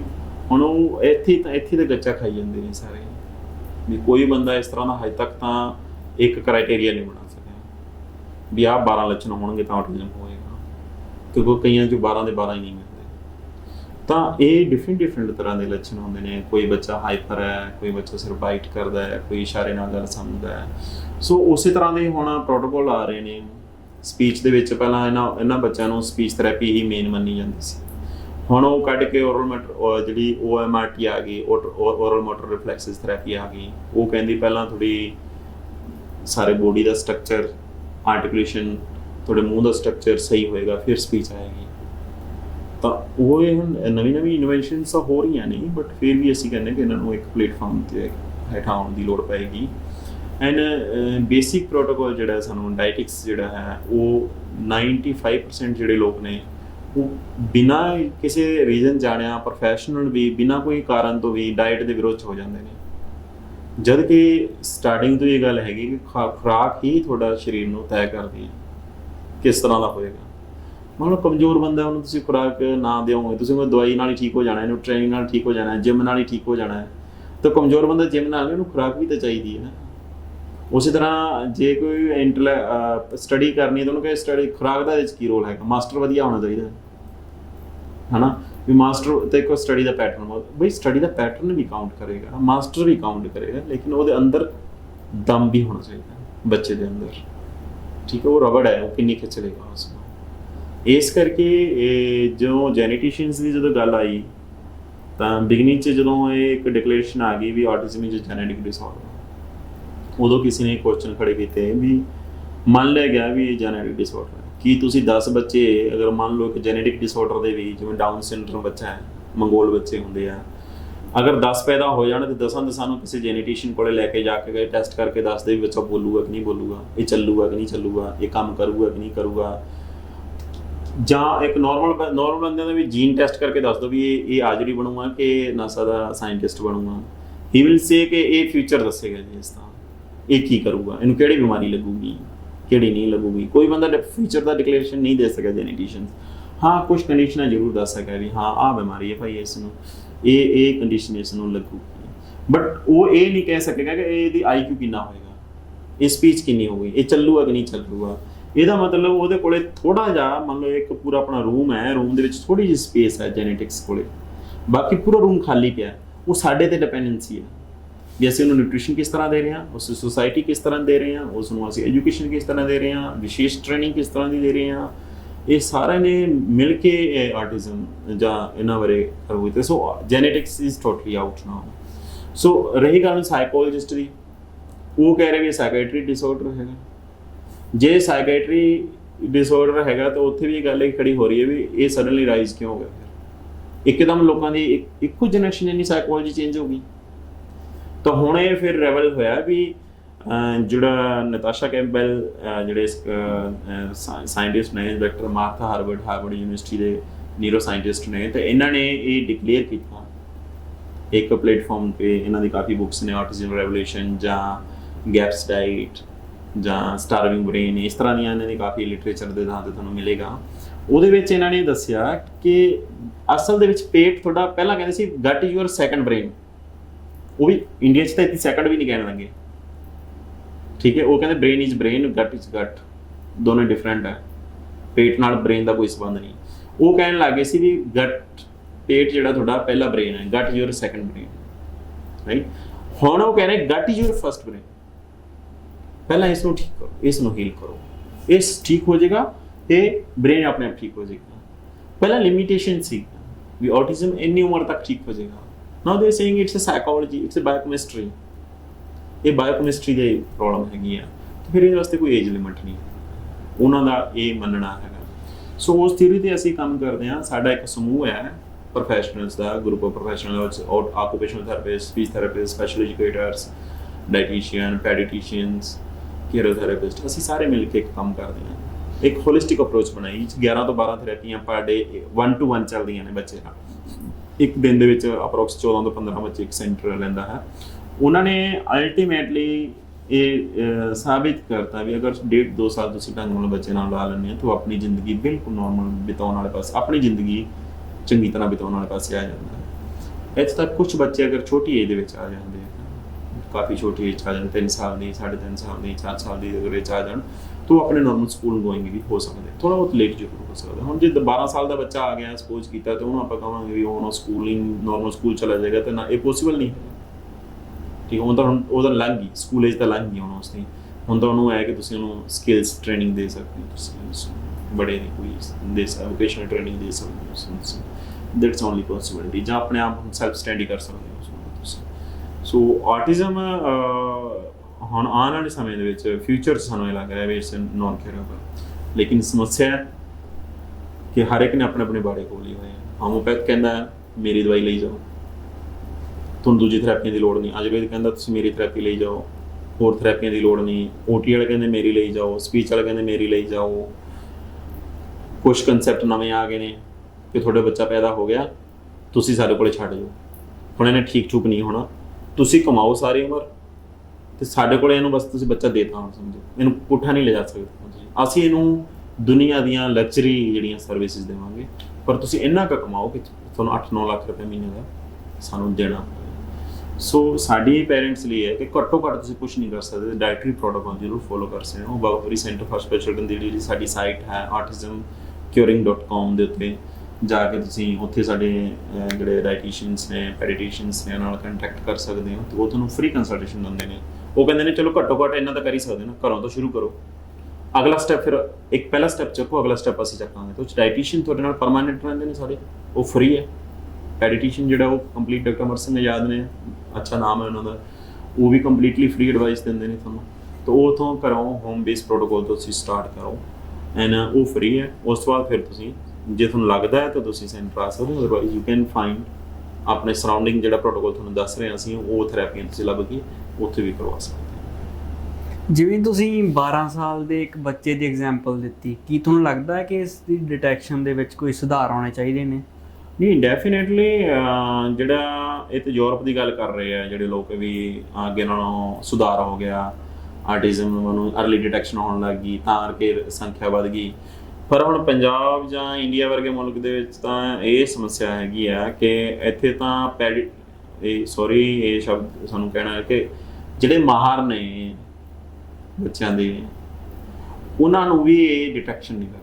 ਬਹੁਤ ਸਾਰੇ ਬੱਚੇ ਲੋਕਾਂ ਦੇ ਘਰੇ ਬੈਠੇ ਨੇ 3-3, 4-4 ਸਾਲ ਦੇ ਹੋ ਗਏ, ਠੀਕ ਹੈ, ਹਜੇ ਬੋਲਣ ਨਹੀਂ ਲੱਗੇ, ਹਜੇ ਸਮਝਣ ਨਹੀਂ ਲੱਗੇ। ਉਹ ਕਹਿੰਦੇ ਨੇ ਜਦੋਂ ਕਿਸੇ ਬੱਚਿਆਂ ਦੇ ਮਾਹਰ ਡਾਕਟਰ ਕੋਲੇ ਜਾਂਦੇ ਨੇ, ਉਹ ਕਹਿੰਦੇ ਨਹੀਂ ਇਹ ਬੋਲਣ ਲੱਗ ਜੂਗਾ ਉਮਰ ਦੇ ਹਿਸਾਬ ਨਾਲ, ਲੇਟ ਲੱਗੂਗਾ ਬੋਲਣ। ਵੀ ਲੇਟ ਕਦੋਂ ਤੱਕ? 5 ਸਾਲ ਦਾ ਅਗਰ ਬੱਚਾ, ਜਨਰਲ ਕੁਐਸਚਨ ਹੈ ਕਿ ਜੇ 5 ਸਾਲ ਦਾ ਬੱਚਾ ਬੋਲਣ ਲੱਗ ਗਿਆ ਤਾਂ ਫਿਰ ਅਗਲੀ ਜ਼ਿੰਦਗੀ ਕਦੋਂ ਕਵਰ ਕਰੇਗਾ? ਇਹਦਾ ਮਤਲਬ ਕੁਛ ਨਾ ਕੁਛ ਗੜਬੜ ਹੈ ਉਹਦੇ ਵਿੱਚ, ਰਾਈਟ। ਲੇਕਿਨ ਇਹ ਹੈ ਸਾਡੇ ਤਾਂ ਹੈ ਬੱਚਿਆਂ ਦੇ ਮਾਹਰ ਵੀ ਨਹੀਂ ਪੂਰੇ ਪਹੁੰਚ ਸਕੇ, ਤੇ ਇਹਨਾਂ ਬੱਚਿਆਂ ਦੇ ਮਾਹਰਾਂ ਨੂੰ ਪਹੁੰਚਣਾ ਮੁਸ਼ਕਿਲ ਹੈ। ਹਾਂ, ਹੁਣ ਕੁਝ ਕੰਪਨੀਆਂ ਆ ਗਈਆਂ ਜਿਹੜੀਆਂ ਆਨਲਾਈਨ ਕੰਸਲਟੇਸ਼ਨ ਦੇ ਰਹੀਆਂ ਨੇ, ਅੱਗੇ ਨਾਲੋਂ ਸੁਧਾਰ ਕਾਫੀ ਹੋਇਆ। ਹਾਂ, ਲੇਕਿਨ 12 ਸਾਲ ਵਾਲੇ ਬੱਚੇ 'ਚ ਜੇ ਅਸੀਂ ਕਹਿ ਰਹੇ ਹਾਂ ਵੀ 12 ਸਾਲ ਦਾ ਬੱਚਾ ਹੋਊਗਾ ਸਾਡੇ ਕੋਲ ਆ ਰਿਹਾ, ਤਾਂ ਕੁਝ ਡੈਫੀਨਿਟਲੀ ਦੇਰ ਹੋ। ਤੇ ਕਈ ਪੇਰੈਂਟਸ ਇਹੋ ਜਿਹੇ ਵੀ ਨਹੀਂ ਹੁੰਦੇ ਨੇ ਜਿਹੜੇ ਆਪਣੇ ਬੱਚੇ ਨੂੰ ਆਟਿਜ਼ਮ ਦੇ ਪੀੜਤ ਕਹਿਣ ਵਿੱਚ ਬਹੁਤ ਹੀ ਸ਼ਰਮ ਮੰਨਦੇ ਨੇ। ਕੀ ਤੁਹਾਨੂੰ ਲੱਗਦਾ ਹੈ ਕਿ ਪੇਰੈਂਟਸ ਦਾ ਇੱਕ ਸਹੀ ਰੁਤਬਾ ਹੈ ਕਿ ਨਹੀਂ? ਨਹੀਂ, ਇਹ ਤਾਂ ਹਰ ਇੱਕ ਹਿਊਮਨ ਟੈਂਡੈਂਸੀ ਹੈ ਕਿ ਆਪਣੀ ਚੀਜ਼ ਨੂੰ ਮਾੜਾ ਨਹੀਂ ਕਹਿ ਸਕਦੇ, ਐਕਸੈਪਟ ਕਰਨਾ ਹੀ ਬਹੁਤ ਔਖਾ ਹੁੰਦਾ। ਇੱਥੋਂ ਤੱਕ ਕਿ ਬੱਚਾ ਠੀਕ ਵੀ ਹੋ ਜਾਏ। ਸਾਡੇ ਕੋਲ ਬਹੁਤ ਸਾਰੇ ਬੱਚੇ ਜਿਹੜੇ ਆਸਟ੍ਰੇਲੀਆ ਜਾਂ ਕੈਨੇਡਾ ਦੇ ਵਿੱਚ ਕਈ ਬੱਚੇ ਠੀਕ ਹੋ ਕੇ ਵੀ ਚਲੇ ਗਏ, ਲੇਕਿਨ ਉਹ ਆਪਣਾ ਨਾਮ ਨਹੀਂ ਨਸ਼ਰ ਕਰਨਾ ਚਾਹੁੰਦੇ ਕਿ ਸਾਡੇ ਬੱਚੇ ਦਾ ਕਦੇ ਨਾਮ ਨਹੀਂ ਨਸ਼ਰ ਹੋਣਾ ਚਾਹੀਦਾ ਵੀ ਸਾਡਾ ਬੱਚਾ ਇਸ ਬਿਮਾਰੀ ਦਾ ਪੀੜਤ ਸੀ, ਕਿਉਂਕਿ ਇਹ ਸਟਿਗਮਾ ਬਹੁਤ ਵੱਡਾ ਹੈ। ਆਰਟਿਜ਼ਮ ਪੈਰੈਂਟ ਤੁਸੀਂ ਸੋਸ਼ਲ ਮੀਡੀਆ ਤੇ ਭਰ ਕੇ ਦੇਖੋ, ਨੈਟ ਤੇ ਭਰ ਕੇ, ਗੂਗਲ ਤੇ ਭਰ ਕੇ ਦੇਖੋ, ਉੱਥੇ ਵੱਡੇ ਵੱਡੇ ਅੱਖਰਾਂ 'ਚ ਲਿਖਿਆ ਆ ਰਿਹਾ ਆਰਟਿਜ਼ਮ ਇਜ਼ ਇਨਕਿਊਰੇਬਲ। ਲਿਖ ਕੌਣ ਰਿਹਾ ਇਹ ਕਿਸੇ ਨੂੰ ਨਹੀਂ ਪਤਾ। ਲਿਖ ਰਿਹਾ ਸਾਈਕੋਲੋਜਿਸਟ, ਰਾਈਟ, ਜੋ ਮੈਡੀਕਲ ਸਪੈਸ਼ਲਿਸਟ ਨਹੀਂ ਹੈ, ਲਿਖ ਹੋ ਰਿਹਾ ਹੈ। ਡਿਕਲੇਰੇਸ਼ਨ ਕੌਣ ਕਰ ਰਿਹਾ ਆਰਟਿਜ਼ਮ ਦੀ? ਸਾਈਕੋਲੋਜਿਸਟ, ਹੈ ਨਾ। ਜਦ ਕਿ ਮੈਡੀਕਲ ਡਿਸਆਰਡਰ ਉਹ ਸਾਈਕੋਲੋਜਿਸਟ ਟੂ ਸੇ ਵਿੱਚ 5 ਜੇ ਉਹਨੂੰ ਸਾਈਕੋਲੋਜਿਸਟ ਨੇ ਪੁੱਛਲੇ 5 ਸਿੰਪਟਮ ਕਿਉਂ ਆ ਗਏ ਦੱਸੋ, ਉਹ ਕਹਿੰਦਾ ਮੈਨੂੰ ਨਹੀਂ ਪਤਾ। ਇਹ 5 ਸਿੰਪਟਮ ਜਿਹੜੇ ਆ ਮੈਨੂੰ ਸਿਖਾਇਆ ਗਿਆ, ਜਿਹੜੇ 5 ਸਿੰਪਟਮ ਨੇ ਨਾ ਜਿਹੜੇ ਇਹ ਆਟਿਜ਼ਮ ਦੇ ਆ। ਆਈ ਐਮ ਦਾ ਆਥੋਰਾਈਜ਼ਡ ਕਿ ਮੈਂ ਲਿਖ ਸਕਦਾ। ਇੰਡੀਆ ਬਾਹਰ ਤਾਂ ਮੈਨੂੰ ਪਤਾ ਨਹੀਂ, ਲੇਕਿਨ ਇੰਡੀਆ 'ਚ ਤਾਂ ਇਹ ਸਮੱਸਿਆ ਹੈ ਕਿ ਇੰਡੀਆ ਦੇ ਵਿੱਚ ਕੋਈ ਲੈਵਲ ਨਹੀਂ ਕਰ ਸਕਦਾ, ਪੈਡੀਟੀਸ਼ਨ ਦਾ ਲੈਵਲ ਨਹੀਂ ਕਰ ਸਕਦਾ ਲੀਗਲੀ ਤਾਂ ਵੀ ਆਰਟਿਸਟਿਕ ਹੈ। ਉਹ ਕਿਸੇ ਸਾਈਕੋਲੋਜਿਸਟ ਤੋਂ ਲੈਵਲਿੰਗ ਕਰਾਉਣੀ ਪੈਂਦੀ ਹੈ, ਜਾਂ ਕਿਸੇ ਡਾਕੂਮੈਂਟ ਕੇ ਸਬਮਿਟ ਕਰਨਾ ਆਰਟਿਜ਼ਮ ਦਾ, ਤਾਂ ਤੁਹਾਨੂੰ ਸਾਈਕੋਲੋਜਿਸਟ ਦੀ ਜ਼ਰੂਰਤ ਹੈ। ਸਮੱਸਿਆ ਕਿਤੇ ਨਾ ਕਿਤੇ ਜਦੋਂ ਅਸੀਂ ਡਿਬੇਟ 'ਚ ਬੈਠੇ ਹੁੰਦੇ ਹਾਂ, ਅਸੀਂ ਕਹਿ ਰਹੇ ਨੇ ਵੀ ਜਿਨ੍ਹਾਂ ਨੇ ਕਰਨਾ ਸੀ ਕੰਮ ਉਹ ਕਰ ਨਹੀਂ ਰਹੇ, ਜਿਨ੍ਹਾਂ ਦਾ ਕੰਮ ਨਹੀਂ ਉਹ ਕਰਨ ਦੀ ਕੋਸ਼ਿਸ਼ ਕਰ ਰਹੇ ਨੇ, ਜਿਨ੍ਹਾਂ ਦੇ ਕੰਮ ਹੈ ਨਹੀਂ। ਅਸਲ ਦੇ ਵਿੱਚ ਇਸ ਦੇ ਵਿੱਚ ਹਜੇ ਬਹੁਤ ਵੱਡਾ ਖੱਪਾ ਹੈਗਾ। ਕੱਲਾ ਨਿਊਰੋਲੋਜਿਸਟ ਨਹੀਂ, ਕੱਲਾ ਡਾਈਟੀਸ਼ੀਅਨ ਨਹੀਂ, ਇਹਦੇ ਵਿੱਚ ਗੈਸਟਰੋ ਦੇ ਡਾਕਟਰ ਨੂੰ ਵੀ ਸਭ ਤੋਂ ਵੱਡਾ ਰੋਲ, ਜਿਵੇਂ ਗਟ ਐਂਡ ਸਾਈਕੋਲੋਜੀ ਦੀ ਗੱਲ ਆਈ, ਜਦੋਂ ਸਭ ਤੋਂ ਵੱਡਾ ਰੋਲ ਗੈਸਟਰੋ ਦੇ ਡਾਕਟਰ ਦਾ ਹੈ, ਦੈਨ ਬ੍ਰੇਨ, ਫਿਰ ਨਿਊਰੋਲੋਜਿਸਟ ਦਾ ਬਹੁਤ ਘੱਟ ਆਉਂਦਾ। ਲੇਕਿਨ ਤੁਸੀਂ ਪਤਾ ਕਰ ਲਓ ਗੈਸਟਰੋ ਦੇ ਕਿਸੇ ਡਾਕਟਰ ਕੋਲ ਵੀ ਤੁਹਾਨੂੰ ਆਰਟਿਜ਼ਮ ਬਾਰੇ ਤੁਸੀਂ ਕਿੰਨੇ ਕੁ ਡੀਲ ਕੀਤਾ ਬੱਚਿਆਂ ਨੂੰ, ਉਹ ਕਹਿੰਦੇ ਨੋ ਦੇयर ਇਜ਼ ਨੋ ਰੋਲ ਆਫ ਆਰਟਿਜ਼ਮ, ਸਾਡਾ ਤਾਂ ਕੋਈ ਹੈ ਹੀ ਨਹੀਂ ਸੰਬੰਧ, ਇਹਨੇ ਤਾਂ ਨਿਊਰੋ ਦਾ ਕੇਸ ਹੈ। ਸਭ ਤੋਂ ਵੱਡਾ ਰੋਲ ਗੈਸਟਰੋ ਦੇ ਡਾਕਟਰ। ਔਰ ਤੁਸੀਂ ਹਰ ਇੱਕ ਬੱਚੇ ਦੀ ਤੁਸੀਂ ਹਿਸਟਰੀ ਲਿਓ, ਉਹ ਸਾਰੇ ਬੱਚਿਆਂ ਨੂੰ ਗਟ ਇਸ਼ੂਜ਼ ਬਹੁਤ ਨੇ। ਮੈਕਸਿਮਮ ਬੱਚੇ ਕਨਸਟੀਪੇਟਡ ਨੇ, ਡਾਇਰੀਆ ਹੈ, ਲੀਕੀ ਗਟ ਹੈ, ਇਹ ਕੰਟੀਨਿਊਸ ਸਮੱਸਿਆ ਚੱਲੀ ਜਾਂਦੀ। ਇੰਡਾਈਜੇਸ਼ਨ ਹੈਗੀ ਆ, ਉਹਨਾਂ ਨੂੰ ਕਨਸਟੀਪੇਸ਼ਨ ਨੂੰ ਵੀ ਸਾਡੇ ਹੁਣ ਸਮੱਸਿਆ ਨਹੀਂ ਸਮਝ ਰਹੀ, ਡਾਇਰੀਆ ਨੂੰ ਵੀ ਸਮੱਸਿਆ ਨਹੀਂ ਸਮਝ ਰਹੀ। ਉਹ ਕਹਿੰਦੇ ਇਹਦੇ ਨਾਲ ਬ੍ਰੇਨ ਨਾਲ ਕੀ ਰਿਲੇਸ਼ਨ ਹੈਗਾ। ਬੜਾ ਹੀ ਜਿਹੜੀ ਹੈਗੀ ਹੈ, ਇਸ ਵਾਸਤੇ ਇਹਨੂੰ ਹੋਲਿਸਟਿਕ ਅਪਰੋਚ ਦੇ ਵਿੱਚ ਹੀ ਲੈਣਾ ਚਾਹੀਦਾ ਹੈ। ਇਹ 'ਚ ਆਯੁਰਵੇਦ ਨੂੰ ਵੀ ਇਨਵੋਲਵ ਕਰਨਾ ਚਾਹੀਦਾ ਹੈ, ਹੋਮੋਪੈਥ ਨੂੰ ਵੀ ਇਨਵੋਲਵ ਕਰਨਾ ਚਾਹੀਦਾ ਹੈ। ਬਟ ਸੋ ਜੋ ਵੀ ਬੰਦੇ ਕੰਮ ਕਰ ਰਹੇ, ਅਗਰ 2% ਵੀ ਉਹ ਆਪਣਾ ਕੰਟਰੀਬਿਊਸ਼ਨ ਪਾਉਣਗੇ ਤਾਂ ਪੇਰੈਂਟਸ ਕੋਲੇ ਘੱਟੋ ਘੱਟ ਮਹੀਨੇ ਵਾਲੇ ਦਿਨ 10% 15% ਰਿਜ਼ਲਟ ਤਾਂ ਆਵੇ ਨਾ। ਲੇਕਿਨ ਇੱਕ ਪਲੇਟਫਾਰਮ ਇਹਦੇ ਵਾਸਤੇ it should be declare as epidemic. ਜੇ 150 ਮਗਰ ਇੱਕ ਬੱਚਾ ਆ ਰਿਹਾ, ਹੁਣ ਤੁਸੀਂ ਕਰੋਨਾ ਦੀ ਗੱਲ ਕਰਦੇ ਹੋ, ਕਰੋਨਾ ਮਗਰ ਤਾਂ ਮੰਨ ਲਓ ਪੂਰੇ 1.5 ਕਰੋੜ ਦੀ ਆਬਾਦੀ ਹੈਗੀ, ਇਹਦੇ ਵਿੱਚ ਅਸੀਂ 10 ਲੱਖ ਬੰਦਿਆਂ ਨੂੰ ਡਿਟੈਕਟ ਕੀਤਾ, 12 ਲੱਖ ਬੰਦਿਆਂ ਨੂੰ ਡਿਟੈਕਟ ਕੀਤਾ। ਆਟਿਜ਼ਮ ਦਾ ਤਾਂ ਘੱਟੋ ਘੱਟ ਇਸ ਹਿਸਾਬ ਨਾਲ ਤਾਂ ਜੇ 150 ਮਗਰ ਇੱਕ ਬੱਚਾ ਹੈਗਾ ਤਾਂ ਮੰਨ ਸਕਦੇ 1.5 ਤੋਂ 2 ਕਰੋੜ ਬੱਚਾ ਟਰੇ ਕਰਦਾ। It should be epidemic. ਇਸ ਨੂੰ ਇਹ ਤੁਹਾਡੀ ਫਿਊਚਰ ਜਨਰੇਸ਼ਨ ਖਤਮ ਹੋ ਰਹੀ ਹੈ, ਔਰ ਇਸ ਨੂੰ ਇੱਕ ਪ੍ਰੋਪਰ ਇਹਦੇ ਵਾਸਤੇ ਇੱਕ ਸਟ੍ਰੈਟਜੀ ਪਲਾਨ ਕਰਕੇ ਮਦਰ ਐਂਡ ਚਾਈਲਡ ਜਿਵੇਂ ਕਨਸੈਪਟ ਨਵਾਂ ਆਇਆ ਮੈਡੀਕਲ ਸਿਸਟਮ ਦੇ ਵਿੱਚ ਜੋ ਹਸਪੀਟਲ ਬਣ ਰਹੇ ਨੇ, ਤਾਂ ਉਸੇ ਤਰ੍ਹਾਂ ਇਹ ਆਟਿਜ਼ਮ ਦਾ ਜਿਹੜਾ ਪ੍ਰੋਟੋਕੋਲ ਹੈ ਇਹ ਹੋਲਿਸਟਿਕ ਅਪਰੋਚ ਕੋਈ ਲੈ ਕੇ ਆਉਣੀ ਚਾਹੀਦੀ ਹੈ, ਜਿਸ ਗੈਸਟਰੋ ਡਾਈਟੀਸ਼ੀਅਨ ਸਾਰੇ ਆਉਣੇ ਚਾਹੀਦੇ। ਜਿਵੇਂ ਤੁਸੀਂ ਗੈਸਟਰੋ ਦੇ ਡਾਕਟਰਸ ਬਾਰੇ ਕਿਹਾ ਕਿ ਉਹਨਾਂ ਨੂੰ ਕੁਝ ਪਤਾ ਨਹੀਂ ਆਟਿਜ਼ਮ ਬਾਰੇ, ਅਤੇ ਉਹ ਜਮਾਂ ਇਗਨੋਰ ਕਰਦੇ ਨੇ ਕਿ ਕਦੇ ਉਹਨਾਂ ਨੇ ਆਟਿਜ਼ਮ ਦੇ ਪੇਸ਼ੈਂਟ ਨਾਲ ਇਸ ਪੰਜਾਬ ਦੀ ਗੱਲ ਕਰ ਰਹੇ ਹਾਂ ਅਸੀਂ। ਪੰਜਾਬ ਕੀ ਤੁਹਾਨੂੰ ਲੱਗਦਾ ਹੈ ਕਿ ਉਹਨਾਂ ਨੂੰ ਇਸ ਬਾਰੇ ਪੜ੍ਹਾਇਆ ਜਾਂਦਾ ਹੈ ਸਿਲੇਬਸ ਦੇ ਵਿੱਚ? ਇਹ ਕਈ ਵਾਰੀ ਅਸੀਂ ਸਾਡੇ ਜੋ ਫਰੈਂਡ ਸਰਕਲ 'ਚ ਦੋਸਤ ਨੂੰ ਕਹਿੰਦੇ ਵੀ ਅਸਲ ਦੇ ਵਿੱਚ ਇਹ ਟੌਪਿਕ ਦੇ ਉੱਤੇ ਬਹੁਤ ਜ਼ਿਆਦਾ ਡਿਬੇਟ ਹੋਈ ਹੈ। ਬਾਇਓਮੈਡੀਕਲ ਕਨਸੈਪਟ ਲੈ ਕੇ ਆਉਣ ਵਾਲੇ ਜਿਹੜੇ ਹੈਗੇ ਉਹ ਛੋਟਾ ਜਿਹਾ ਸਮੂਹ ਹੈ ਹਾਈ ਫੋਰਮ ਦੇ ਵਿੱਚ, ਉਹ ਡਾਕਟਰਾਂ ਦਾ ਥੋੜਾ ਜਿਹਾ ਸਮੂਹ ਹੈਗਾ, ਉਹ ਲਗਾਤਾਰ ਇਸ ਤੇ ਰੌਲਾ ਪਾ ਰਿਹਾ ਹੈ। ਬਾਕੀ ਹਜੇ ਤੱਕ ਵੀ ਪੁਰਾਣੀ ਉਸੇ ਥਿਊਰੀ 'ਤੇ ਕੰਮ ਕਰਿਆ ਜਾ ਰਿਹਾ ਹੈ। ਸਾਈਕੈਟ੍ਰਿਕ ਡਿਸਆਰਡਰ ਹਜੇ ਤੱਕ ਕਿਸੇ ਮੈਡੀਕਲ ਜਿਹੜੀ ਇਹ ਥਿਊਰੀ ਜਿਹੜੀ ਹੈਗੀ ਹੈ ਇਹ ਮੈਡੀਕਲ ਸਿਲੇਬਸ ਦਾ ਹਿੱਸਾ ਨਹੀਂ ਬਣ ਸਕਦੀ। ਜਿਵੇਂ ਜੇ ਸਪੋਜ਼ ਕੀਤਾ ਕਿ ਆਸਟੀਓਪੈਥੀ ਹੈ, ਆਸਟੀਓਪੈਥੀ ਦਾ ਇੰਡੀਆ ਦੇ ਵਿੱਚ ਕਿਸੇ ਮੈਡੀਕਲ ਸਿਲੇਬਸ ਦਾ ਹੀ ਹਿੱਸਾ ਹੈ ਨਹੀਂ। ਫੋਰਨ 'ਚ ਇਸ ਨੂੰ 2 ਸਾਲ ਹੋ ਗਏ, ਕੈਰੋਪ੍ਰੈਕਟਿਸ ਇਸ ਨੂੰ 300 ਸਾਲ ਹੋ ਗਏ, 200 ਸਾਲ ਹੋ ਗਏ, ਲੇਕਿਨ ਇੰਡੀਆ ਵਿੱਚ ਦੇ ਕਿਸੇ ਸਿਲੇਬਸ ਦਾ ਹਿੱਸਾ ਨਹੀਂ ਬਣ ਪਾਏ। ਬਹੁਤ ਸਾਰੀ ਚੀਜ਼ਾਂ ਹੈ ਕਿ ਸਾਡੇ ਮੈਡੀਕਲ ਉਸ ਸਿਲੇਬਸ ਦਾ ਹਿੱਸਾ ਨਹੀਂ ਬਣ ਪਾਈਆਂ। ਜੇ ਬਣ ਪਾਉਣਗੀਆਂ ਤਾਂ ਆਉਣ ਵਾਲੇ ਸਮੇਂ 'ਚ ਫਿਊਚਰ ਦੇ ਵਿੱਚ ਬੱਚਿਆਂ ਲਈ ਸੁਰੱਖਿਅਤ ਘੇਰਾ ਬਣੇਗਾ। ਅਦਰਵਾਈਜ਼ ਹੁਣ ਤੁਸੀਂ ਪੰਜਾਬ ਦੀ ਅਗਰ ਗੱਲ ਕਰਦੇ ਹੋ ਤਾਂ ਫਾਜ਼ਿਲਕਾ ਅਬੋਹਰ ਦੇ ਪਿੰਡਾਂ ਦੇ ਵਿੱਚ ਹਾਲਾਤ ਇਹ ਬਣਦੇ ਜਾ ਰਹੇ ਨੇ ਕਿ ਇੱਕ ਪਿੰਡ 'ਚ 30 ਬੱਚੇ ਆਰਾਮ ਨਾਲ ਮਿਲ ਰਹੇ ਨੇ, 25 ਤੋਂ 30 ਬੱਚੇ ਉੱਥੇ ਅਬਨੋਰਮਲ ਹੋ ਰਹੇ ਨੇ। ਔਰ ਉਹ ਬੱਚੇ ਈਵਨ ਕਿ ਹੁਣ ਇਹਨਾਂ ਵਾਸਤੇ ਸਪੈਸ਼ਲ ਕਲਾਸਾਂ ਲੱਗ ਰਹੀਆਂ ਨੇ ਸਰਕਾਰੀ ਸਕੂਲਾਂ 'ਚ ਬੱਚੇ ਆ ਰਹੇ ਨੇ, ਬੱਚੇ ਆਉਣੇ ਸ਼ੁਰੂ ਹੋ ਗਏ ਨੇ। ਸਾਡੇ ਸਮੇਂ 'ਚ ਤਾਂ ਅਸੀਂ ਨਹੀਂ ਦੇਖਿਆ ਸੀ ਕਦੇ ਵੀ ਸਾਡੇ ਨਾਲ ਪੂਰੀ ਕਲਾਸ ਲੱਗਦੀ ਹੋਵੇ ਇਹਨਾਂ ਬੱਚਿਆਂ ਦੀ, 25-30 ਬੱਚੇ ਆਉਂਦੇ ਹੋਣ, ਇਹਨਾਂ ਨੂੰ ਬਿਠਾਉਣ ਵਾਸਤੇ ਕੋਸ਼ਿਸ਼ ਕਰਦੇ ਹੋਣ। ਤਾਂ ਇਹ ਕੁਛ ਘਰਾਂ 'ਚ ਹੀ ਪਏ ਨੇ ਜਿੱਥੇ ਭਗਵੰਤ ਮਾਨ ਨੇ ਕਰੀਅਰ ਸ਼ੁਰੂ ਕੀਤਾ ਸੀ ਆਪਣਾ ਲੋਕਲ ਏਅਰ ਫਾਊਂਡੇਸ਼ਨ ਵਿੱਚ, ਪੋਲੀਟਿਕਸ ਵਿੱਚ ਜਦੋਂ ਆਉਣ ਤੋਂ ਪਹਿਲਾਂ, ਪੋਲੀਟਿਕਸ ਦੇ ਕਰੀਅਰ ਤੋਂ ਪਹਿਲਾਂ ਤਾਂ ਲੋਕਲ ਏਅਰ ਫਾਊਂਡੇਸ਼ਨ ਨੇ ਬਣਾਈ ਸੀ ਤੀਜਾ ਰੋਹਿਲਾ ਪਿੰਡ ਦੇ ਵਿੱਚ। ਇੱਕ ਪਿੰਡ 'ਚ ਕਰੀਬਨ 40 ਤੋਂ 50 ਬੱਚੇ ਸੀ, ਛੋਟਾ ਜਿਹਾ ਪਿੰਡ, 200-250 ਘਰ ਸੀ। ਤੇ ਉਸ ਤੋਂ ਵੀ ਵਰਸ ਕੰਡੀਸ਼ਨਾਂ ਬਣਦੀਆਂ ਜਾ ਰਹੀਆਂ, ਉਸ ਤੋਂ ਵੀ ਖਤਰਨਾਕ ਕੰਡੀਸ਼ਨਾਂ ਬਣਦੀਆਂ ਜਾ ਰਹੀਆਂ। ਜਿੱਥੇ ਕਾਟਨ ਬੈਲਟ ਰਹੀ ਹੈਗੀ ਆ ਹਜੇ ਵੀ, ਉੱਥੇ ਇੰਨੀਆਂ ਪੈਸਟੀਸਾਈਡ ਸਿੱਟੀਆਂ ਗਈਆਂ ਹੱਦ ਤੋਂ ਜ਼ਿਆਦਾ, ਉੱਥੇ ਕੰਜੀਨਿਟਲ ਪ੍ਰੋਬਲਮਸ ਬਹੁਤ ਵੱਧ ਰਹੀਆਂ। Sudden heart attacks, whole heart ਦੇ ਵਿੱਚ ਲੀਵਰ ਡਿਸਆਰਡਰਸ, ਜਮਾਂਦਰੂ ਬੱਚਿਆਂ ਦੇ liver failures, kidney failures, mental disorders, ਇਹ ਕਾਮਨ ਹੁੰਦਾ ਜਾ ਰਿਹਾ। ਇਹ ਕੋਈ ਇੱਕਦਮ ਨਹੀਂ ਹੋ ਗਿਆ। ਜਿੱਥੇ ਅਸੀਂ ਕਿਹਾ ਵੀ ਇਹ ਹੋਣਾ ਨਵੀਂ ਡਿਬੇਟ ਦਾ ਵਿਸ਼ਾ ਹੈ ਇੰਡੀਆ ਦੇ ਵਿੱਚ ਹਜੇ ਤੱਕ ਕਿ ਪਲਾਂਟ ਬੇਸਡ ਡਾਈਟ ਨੇ ਸਭ ਤੋਂ ਜ਼ਿਆਦਾ, ਇੰਡੀਆ ਵਰਗੇ ਕੰਟਰੀ ਸਭ ਤੋਂ ਜ਼ਿਆਦਾ ਪ੍ਰਚਾਰਿਆ ਜਾ ਰਿਹਾ ਵੈਜੀਟੇਰੀਅਨਿਜ਼ਮ ਡਾਈਟ ਨੂੰ, ਰਾਈਟ। ਲੇਕਿਨ ਇਹ ਹੈ ਕਿ ਡਿਬੇਟ ਦਾ ਵਿਸ਼ਾ ਹੈ ਕਿ ਜਿੰਨਾ ਵੈਜੀਟੇਰੀਅਨ ਡਾਈਟ ਨੇ ਇਸ ਪਲੈਨਟ ਦਾ ਹੀ ਜਿੰਨਾ ਨੁਕਸਾਨ ਕੀਤਾ ਹੈ ਉਹਨਾਂ ਕਿਸੇ ਨੇ ਨਹੀਂ ਕੀਤਾ। ਉਹ ਸਾਰੀ ਜੜ ਕਿਤੇ ਨਾ ਕਿਤੇ ਤੁਹਾਨੂੰ ਉੱਥੇ ਮਿਲਦੀ ਹੈ ਕਿਉਂਕਿ ਫੂਡ ਇੰਡਸਟਰੀ ਨੇ ਡਿਵੈਲਪ ਹੋਣਾ ਹੈ। ਔਰ ਫੂਡ ਇੰਡਸਟਰੀ ਦਾ ਸਭ ਤੋਂ ਵੱਡਾ ਕਬਜ਼ਾ ਜਿਹੜਾ ਫੂਡ ਇੰਡਸਟਰੀ, ਨਾਮ ਛੋਟਾ ਜਿਹਾ ਆਪਾਂ ਲੱਗਦਾ ਫੂਡ ਇੰਡਸਟਰੀ ਦਾ ਮਤਲਬ ਹੋਊਗਾ ਇਕੱਲਾ ਬ੍ਰੈਡ ਪੈਕਿੰਗ ਕਰਕੇ ਦੇਣਾ, ਲੇਕਿਨ ਜੇ ਉੱਚਾ ਵੱਡਾ ਘੇਰਾ ਬਣਾ ਕੇ ਦੇਖਦੇ ਹੋ ਹਰ ਚੀਜ਼ ਕੰਟਰੋਲ ਹੈ, ਖਾਣਾ ਪੀਣਾ ਸਾਡਾ, ਪਰ ਉਹ ਕਿਸੇ ਇੰਡਸਟਰੀ ਦੇ ਥਰੂ ਹੋ ਕੇ ਆਉਂਦਾ। ਯੂਰਪ ਦਾ ਵਰਗੇ ਕੰਟਰੀ ਦੇ ਵਿੱਚ ਤਾਂ ਪੂਰੀ ਹਰ ਚੀਜ਼ ਪ੍ਰੋਸੈਸ ਹੋ ਕੇ ਹੁੰਦੀ ਹੈ, ਤਾਂ ਉਹ ਵੱਡਾ ਬਿਜ਼ਨਸ ਦਾ ਹਿੱਸਾ ਹੈ। ਜੰਗਲਾਂ 'ਚ ਜੇ ਕੋਈ ਮੀਟ ਪਸ਼ੂ ਮਾਰ ਕੇ ਖਾਣੇ ਸੀਗੇ, ਉੱਥੇ ਕਿਹੜੀ ਕੰਪਨੀ ਨੂੰ ਪੁੱਛਣਾ ਸੀ, ਕਿਸੇ ਨੇ ਕਿਹੜੀ ਇੰਡਸਟਰੀ ਨੂੰ ਪੁੱਛਣਾ ਸੀ।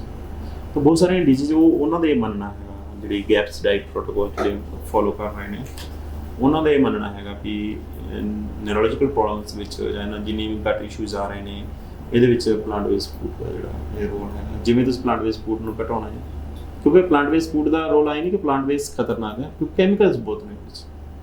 ਹੁਣ ਇਹਨਾਂ ਨੂੰ ਹੱਥ ਖੜੇ ਹੋ ਰਹੇ ਨੇ ਉਹਨਾਂ ਦੇ ਵੀ ਇਹਨੂੰ ਆਈਸੋਲੇਟ ਨਹੀਂ ਕੀਤਾ, ਇਹਨੂੰ ਸੈਪਰੇਟ ਨਹੀਂ ਕੀਤਾ ਜਾ ਸਕਦਾ ਕੈਮੀਕਲਸ ਤੋਂ। ਕੋਈ ਵੀ ਡੱਬਾ ਬੰਦ ਕਰੋਗੇ ਪ੍ਰੀਜ਼ਰਵੇਟਿਵ ਤਾਂ ਪਾਣੀ ਪਾਉਣੇ ਪੈਣਗੇ, ਕੋਈ ਵੀ ਪ੍ਰੋਸੈਸ ਕਰੋਗੇ ਐਵੇਂ ਪ੍ਰੋਡਕਸ਼ਨ ਨਹੀਂ ਹੋਣੀ ਚਾਹੀਦੀ ਹੈ, ਤੁਹਾਨੂੰ ਕੈਮੀਕਲ ਪਾਉਣੇ ਪੈਣਗੇ ਤੁਹਾਨੂੰ। ਸੋ ਇਹ ਚੀਜ਼ਾਂ ਜਦੋਂ ਰੂਪ ਬਦਲ ਜਾਂਦਾ ਜੇ ਪ੍ਰੋਸੈਸ ਕਰਦੇ ਹਾਂ ਖਾਣੇ ਦਾ, ਰੈਡੀਮੇਡ ਖਾਣਾ ਹੈ, ਜਲਦੀ ਚਾਹੀਦਾ ਹੈ, ਹਰ ਚੀਜ਼ ਦਾ ਰੂਪ ਬਦਲਦਾ ਜਾ ਰਿਹਾ ਹੈ, ਲੋਕਾਂ ਦੀ ਡਿਪੈਂਡੈਂਸੀ ਵੱਧਦੀ ਜਾ ਰਹੀ ਹੈ। ਸੋ ਤੁਹਾਡੀਆਂ ਇਹ ਗੱਲਾਂ ਨੇ ਫੂਡ ਇੰਡਸਟਰੀ ਅਤੇ ਮੈਡੀਕਲ ਡਿਪਾਰਟਮੈਂਟ ਦੇ ਉੱਤੇ ਬਹੁਤ ਹੀ ਵੱਡਾ ਕੁਐਸਚਨ ਮਾਰਕ ਲਗਾ ਦਿੱਤਾ ਹੈ ਕਿ ਕੀ ਉਹ ਸੱਚੀ ਵਿੱਚ ਮਿਸਫੰਕਸ਼ਨ ਕਰ ਰਹੇ ਨੇ ਕਿ ਕੋਈ ਹੋਰ ਗਲਤੀ ਹੈ ਉਹਨਾਂ ਦੇ ਪਿੱਛੇ। ਨਹੀਂ, ਅਸੀਂ ਇਹ ਨਹੀਂ ਕਹਿ ਰਹੇ ਵੀ ਇਹ 'ਚ ਕੋਈ ਗਲਤੀ ਹੈਗੀ ਹੈ ਜਾਂ ਉਹਨਾਂ ਦਾ ਕੋਈ ਫਾਲਟ ਹੈਗਾ। ਅਸਲ ਦੇ ਵਿੱਚ ਇਹ ਪ੍ਰੋਗਰੈਸ, ਇਹ ਪ੍ਰੋਟੋਕੋਲ ਡਿਵੈਲਪ ਹੋ ਰਿਹਾ, ਡਿਬੇਟ ਦਾ ਇੱਕ ਵਿਸ਼ਾ ਹੈ। ਇਹ ਡਿਬੇਟਸ ਹੁਣ ਚੱਲ ਰਹੀਆਂ ਬਹੁਤ ਸਾਰੇ। ਹੁਣ ਆਪਣੇ ਇੰਡੀਆ ਦੇ ਵਿੱਚ ਪਹਿਲਾਂ ਕੋਈ ਡਾਈਟ ਦੀ ਗੱਲ ਨਹੀਂ ਕਰਦਾ ਸੀ ਆਟਿਜ਼ਮ ਦੇ ਉੱਤੇ ਜਾਂ ਨਿਊਰੋਲੋਜੀਕਲ ਡਿਸਆਰਡਰ ਦੇ ਉੱਤੇ। ਹੁਣ ਡਾਈਟੀਸ਼ੀਅਨ, ਆਨਲਾਈਨ ਡਾਈਟੀਸ਼ੀਅਨ ਮਿਲਣੇ ਸ਼ੁਰੂ ਹੋ ਗਏ। ਪਹਿਲਾਂ ਕਿਸੇ ਨੇ ਡਾਈਟੀਸ਼ੀਅਨ ਬਾਰੇ ਸੋਚਿਆ ਨਹੀਂ ਸੀ ਵੀ ਡਾਈਟੀਸ਼ੀਅਨ ਵੀ ਹੁੰਦਾ ਕੋਈ, ਜਾਂ ਇਹਦਾ ਕੋਈ ਗੈਸਟਰੋ ਦਾ ਵੀ ਡਾਕਟਰ ਵੱਖਰਾ ਹੁੰਦਾ ਕੋਈ। ਕਿੰਨੇ ਲੰਬੇ ਸਮੇਂ ਬਾਅਦ ਡਾਕਟਰ ਆਏ ਨੇ ਇੱਥੇ ਗੈਸਟਰੋ ਦੇ ਸਾਡੇ। ਤਾਂ ਇਹ ਚੀਜ਼ਾਂ ਸ਼ਾਇਦ ਸਮੇਂ ਦੇ ਨਾਲ ਅਸੀਂ ਯੂਰਪ ਨਾਲ ਉਹਨਾਂ ਕੰਪੀਟੀਸ਼ਨ ਨਹੀਂ ਕਰ ਸਕਦੇ ਜਿੰਨਾ ਹੋ ਰਿਹਾ। ਯੂਰਪ ਦੇ ਵਿੱਚ ਇਸ ਚੀਜ਼ ਉੱਤੇ ਵਰਕ ਹੋਣਾ ਸ਼ੁਰੂ ਹੋ ਗਿਆ, ਉੱਥੇ ਬਹੁਤ ਸਾਰੇ ਗੈਸਟਰੋ ਦੇ ਡਾਕਟਰ ਵੀ ਆਟਿਜ਼ਮ ਨਾਲ ਕੰਮ ਕਰ ਰਹੇ। ਯੂਰਪ 'ਚ ਚੱਲ ਰਿਹਾ। ਤੇ ਕੀ ਤੁਹਾਨੂੰ ਲੱਗਦਾ ਹੈ ਕਿ ਆਟਿਜ਼ਮ ਆ ਜਿਹੜਾ ਬੱਚਾ ਇੱਕ ਪੀੜਤ ਹੋ ਚੁੱਕਿਆ ਹੈ ਉਹ ਮੁੜ ਕੇ ਨਾਰਮਲ ਹੋ ਸਕਦਾ ਹੈ ਜਾਂ ਕੁਝ ਪਰਸੈਂਟੇਜ ਤਾਂ ਰਹੇਗਾ ਉਹਦੇ ਵਿੱਚ? ਅਸੀਂ ਇਹ ਨਹੀਂ ਕਹਿੰਦੇ ਵੀ ਉਹ ਠੀਕ ਹੋ ਸਕਦਾ, ਕੁਝ ਪਰਸੈਂਟੇਜ ਰਹੇਗਾ। ਕਿਉਂਕਿ ਹਾਂ, ਕੁਝ ਬੱਚੇ ਐਕਸੈਪਸ਼ਨਲ ਨੇ ਜਿਹੜੇ 10% ਜਾਂ 30%, 10 ਤੋਂ ਲੈ ਕੇ 30% ਬੱਚੇ ਨੇ ਜਿਹੜੇ ਬਿਲਕੁਲ ਨਾਰਮਲ ਹੋ ਜਾਂਦੇ ਨੇ, ਉਹਨਾਂ ਨੂੰ ਕੋਈ ਸਿੰਪਟਮ ਡਿਟੈਕਟ ਨਹੀਂ ਹੁੰਦਾ। ਲੇਕਿਨ ਕੁਝ ਮੰਨ ਲਓ ਥੋੜਾ ਬਹੁਤ, ਮੰਨ ਲਓ ਤੁਹਾਨੂੰ ਪਤਾ ਹੈਗਾ ਇਹ ਬੱਚਾ ਆਟਿਸਟਿਕ ਹੈ, ਯੂ ਕੈਨ ਐਸਟੀਮੇਟ, ਮਤਲਬ professional he can estimate he is autistic. ਜਿਵੇਂ ਕਿ ਸਾਨੂੰ ਸਾਰਿਆਂ ਨੂੰ ਪਤਾ ਹੈ ਕਿ ਯੂਰਪ ਦੇ ਵਿੱਚ ਫੂਡ ਇੰਡਸਟਰੀ ਦੇ ਵਿੱਚ ਬਹੁਤ ਹੀ ਸਾਲ ਪਹਿਲਾਂ ਇੱਕ ਤਬਦੀਲ ਆਇਆ ਸੀਗਾ। ਕੀ ਉਸ ਤਬਦੀਲੀ ਨੇ ਇਸ ਉੱਤੇ ਫਰਕ ਪਾਇਆ ਸੀ? ਡੈਫੀਨਿਟਲੀ ਗ੍ਰੀਨ ਰੈਵੋਲੂਸ਼ਨ ਦਾ ਇੱਕ ਝੰਡਾ ਲੈਂਦਾ ਗਿਆ।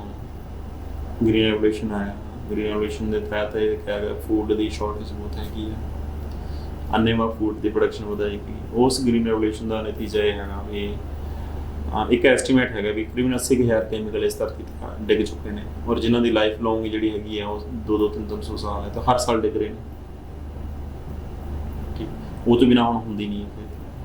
ਹੁਣ ਅਸੀਂ BT ਤੇ ਆ ਗਏ ਹਾਂ, ਜੈਨੇਟਿਕ ਮੋਡੀਫਾਈਡ ਸੀਡਸ ਤੇ ਆ ਗਏ ਹਾਂ, ਉਸ ਤੋਂ ਵੀ ਖਤਰਨਾਕ ਹੋਣਗੇ। ਜਦੋਂ ਡਰ ਰਹੇ ਨੇ ਬਹੁਤ ਵੱਡੇ ਸਾਇੰਟਿਸਟ ਵੀ ਇਹ ਸਾਡੀ ਫੂਡ ਚੇਨ ਨਾਲ ਵਿਗਾੜ ਕਰਨ ਲੱਗੇ। ਲੇਕਿਨ ਕਬਜ਼ਾ ਬਹੁਤ ਵੱਡਾ ਫੂਡ ਇੰਡਸਟਰੀ, ਡਰੱਗ ਇੰਡਸਟਰੀ ਨਾਲੋਂ ਵੀ ਖਤਰਨਾਕ ਜਿਹੜੀ ਹੈ ਫੂਡ ਇੰਡਸਟਰੀ। ਸੋ ਤੁਸੀਂ ਸਾਡੇ ਦਰਸ਼ਕਾਂ ਨੂੰ ਬਹੁਤ ਚੀਜ਼ਾਂ ਬਾਰੇ ਜਾਣੂ ਕਰਾਇਆ। ਤੁਹਾਡਾ ਅਸੀਂ ਸਾਡੇ ਸਟੂਡੀਓ ਤੇ ਆਉਣ ਤੇ ਧੰਨਵਾਦ ਕਰਦੇ ਹਾਂ। ਬਹੁਤ ਬਹੁਤ ਸ਼ੁਕਰੀਆ ਜੀ।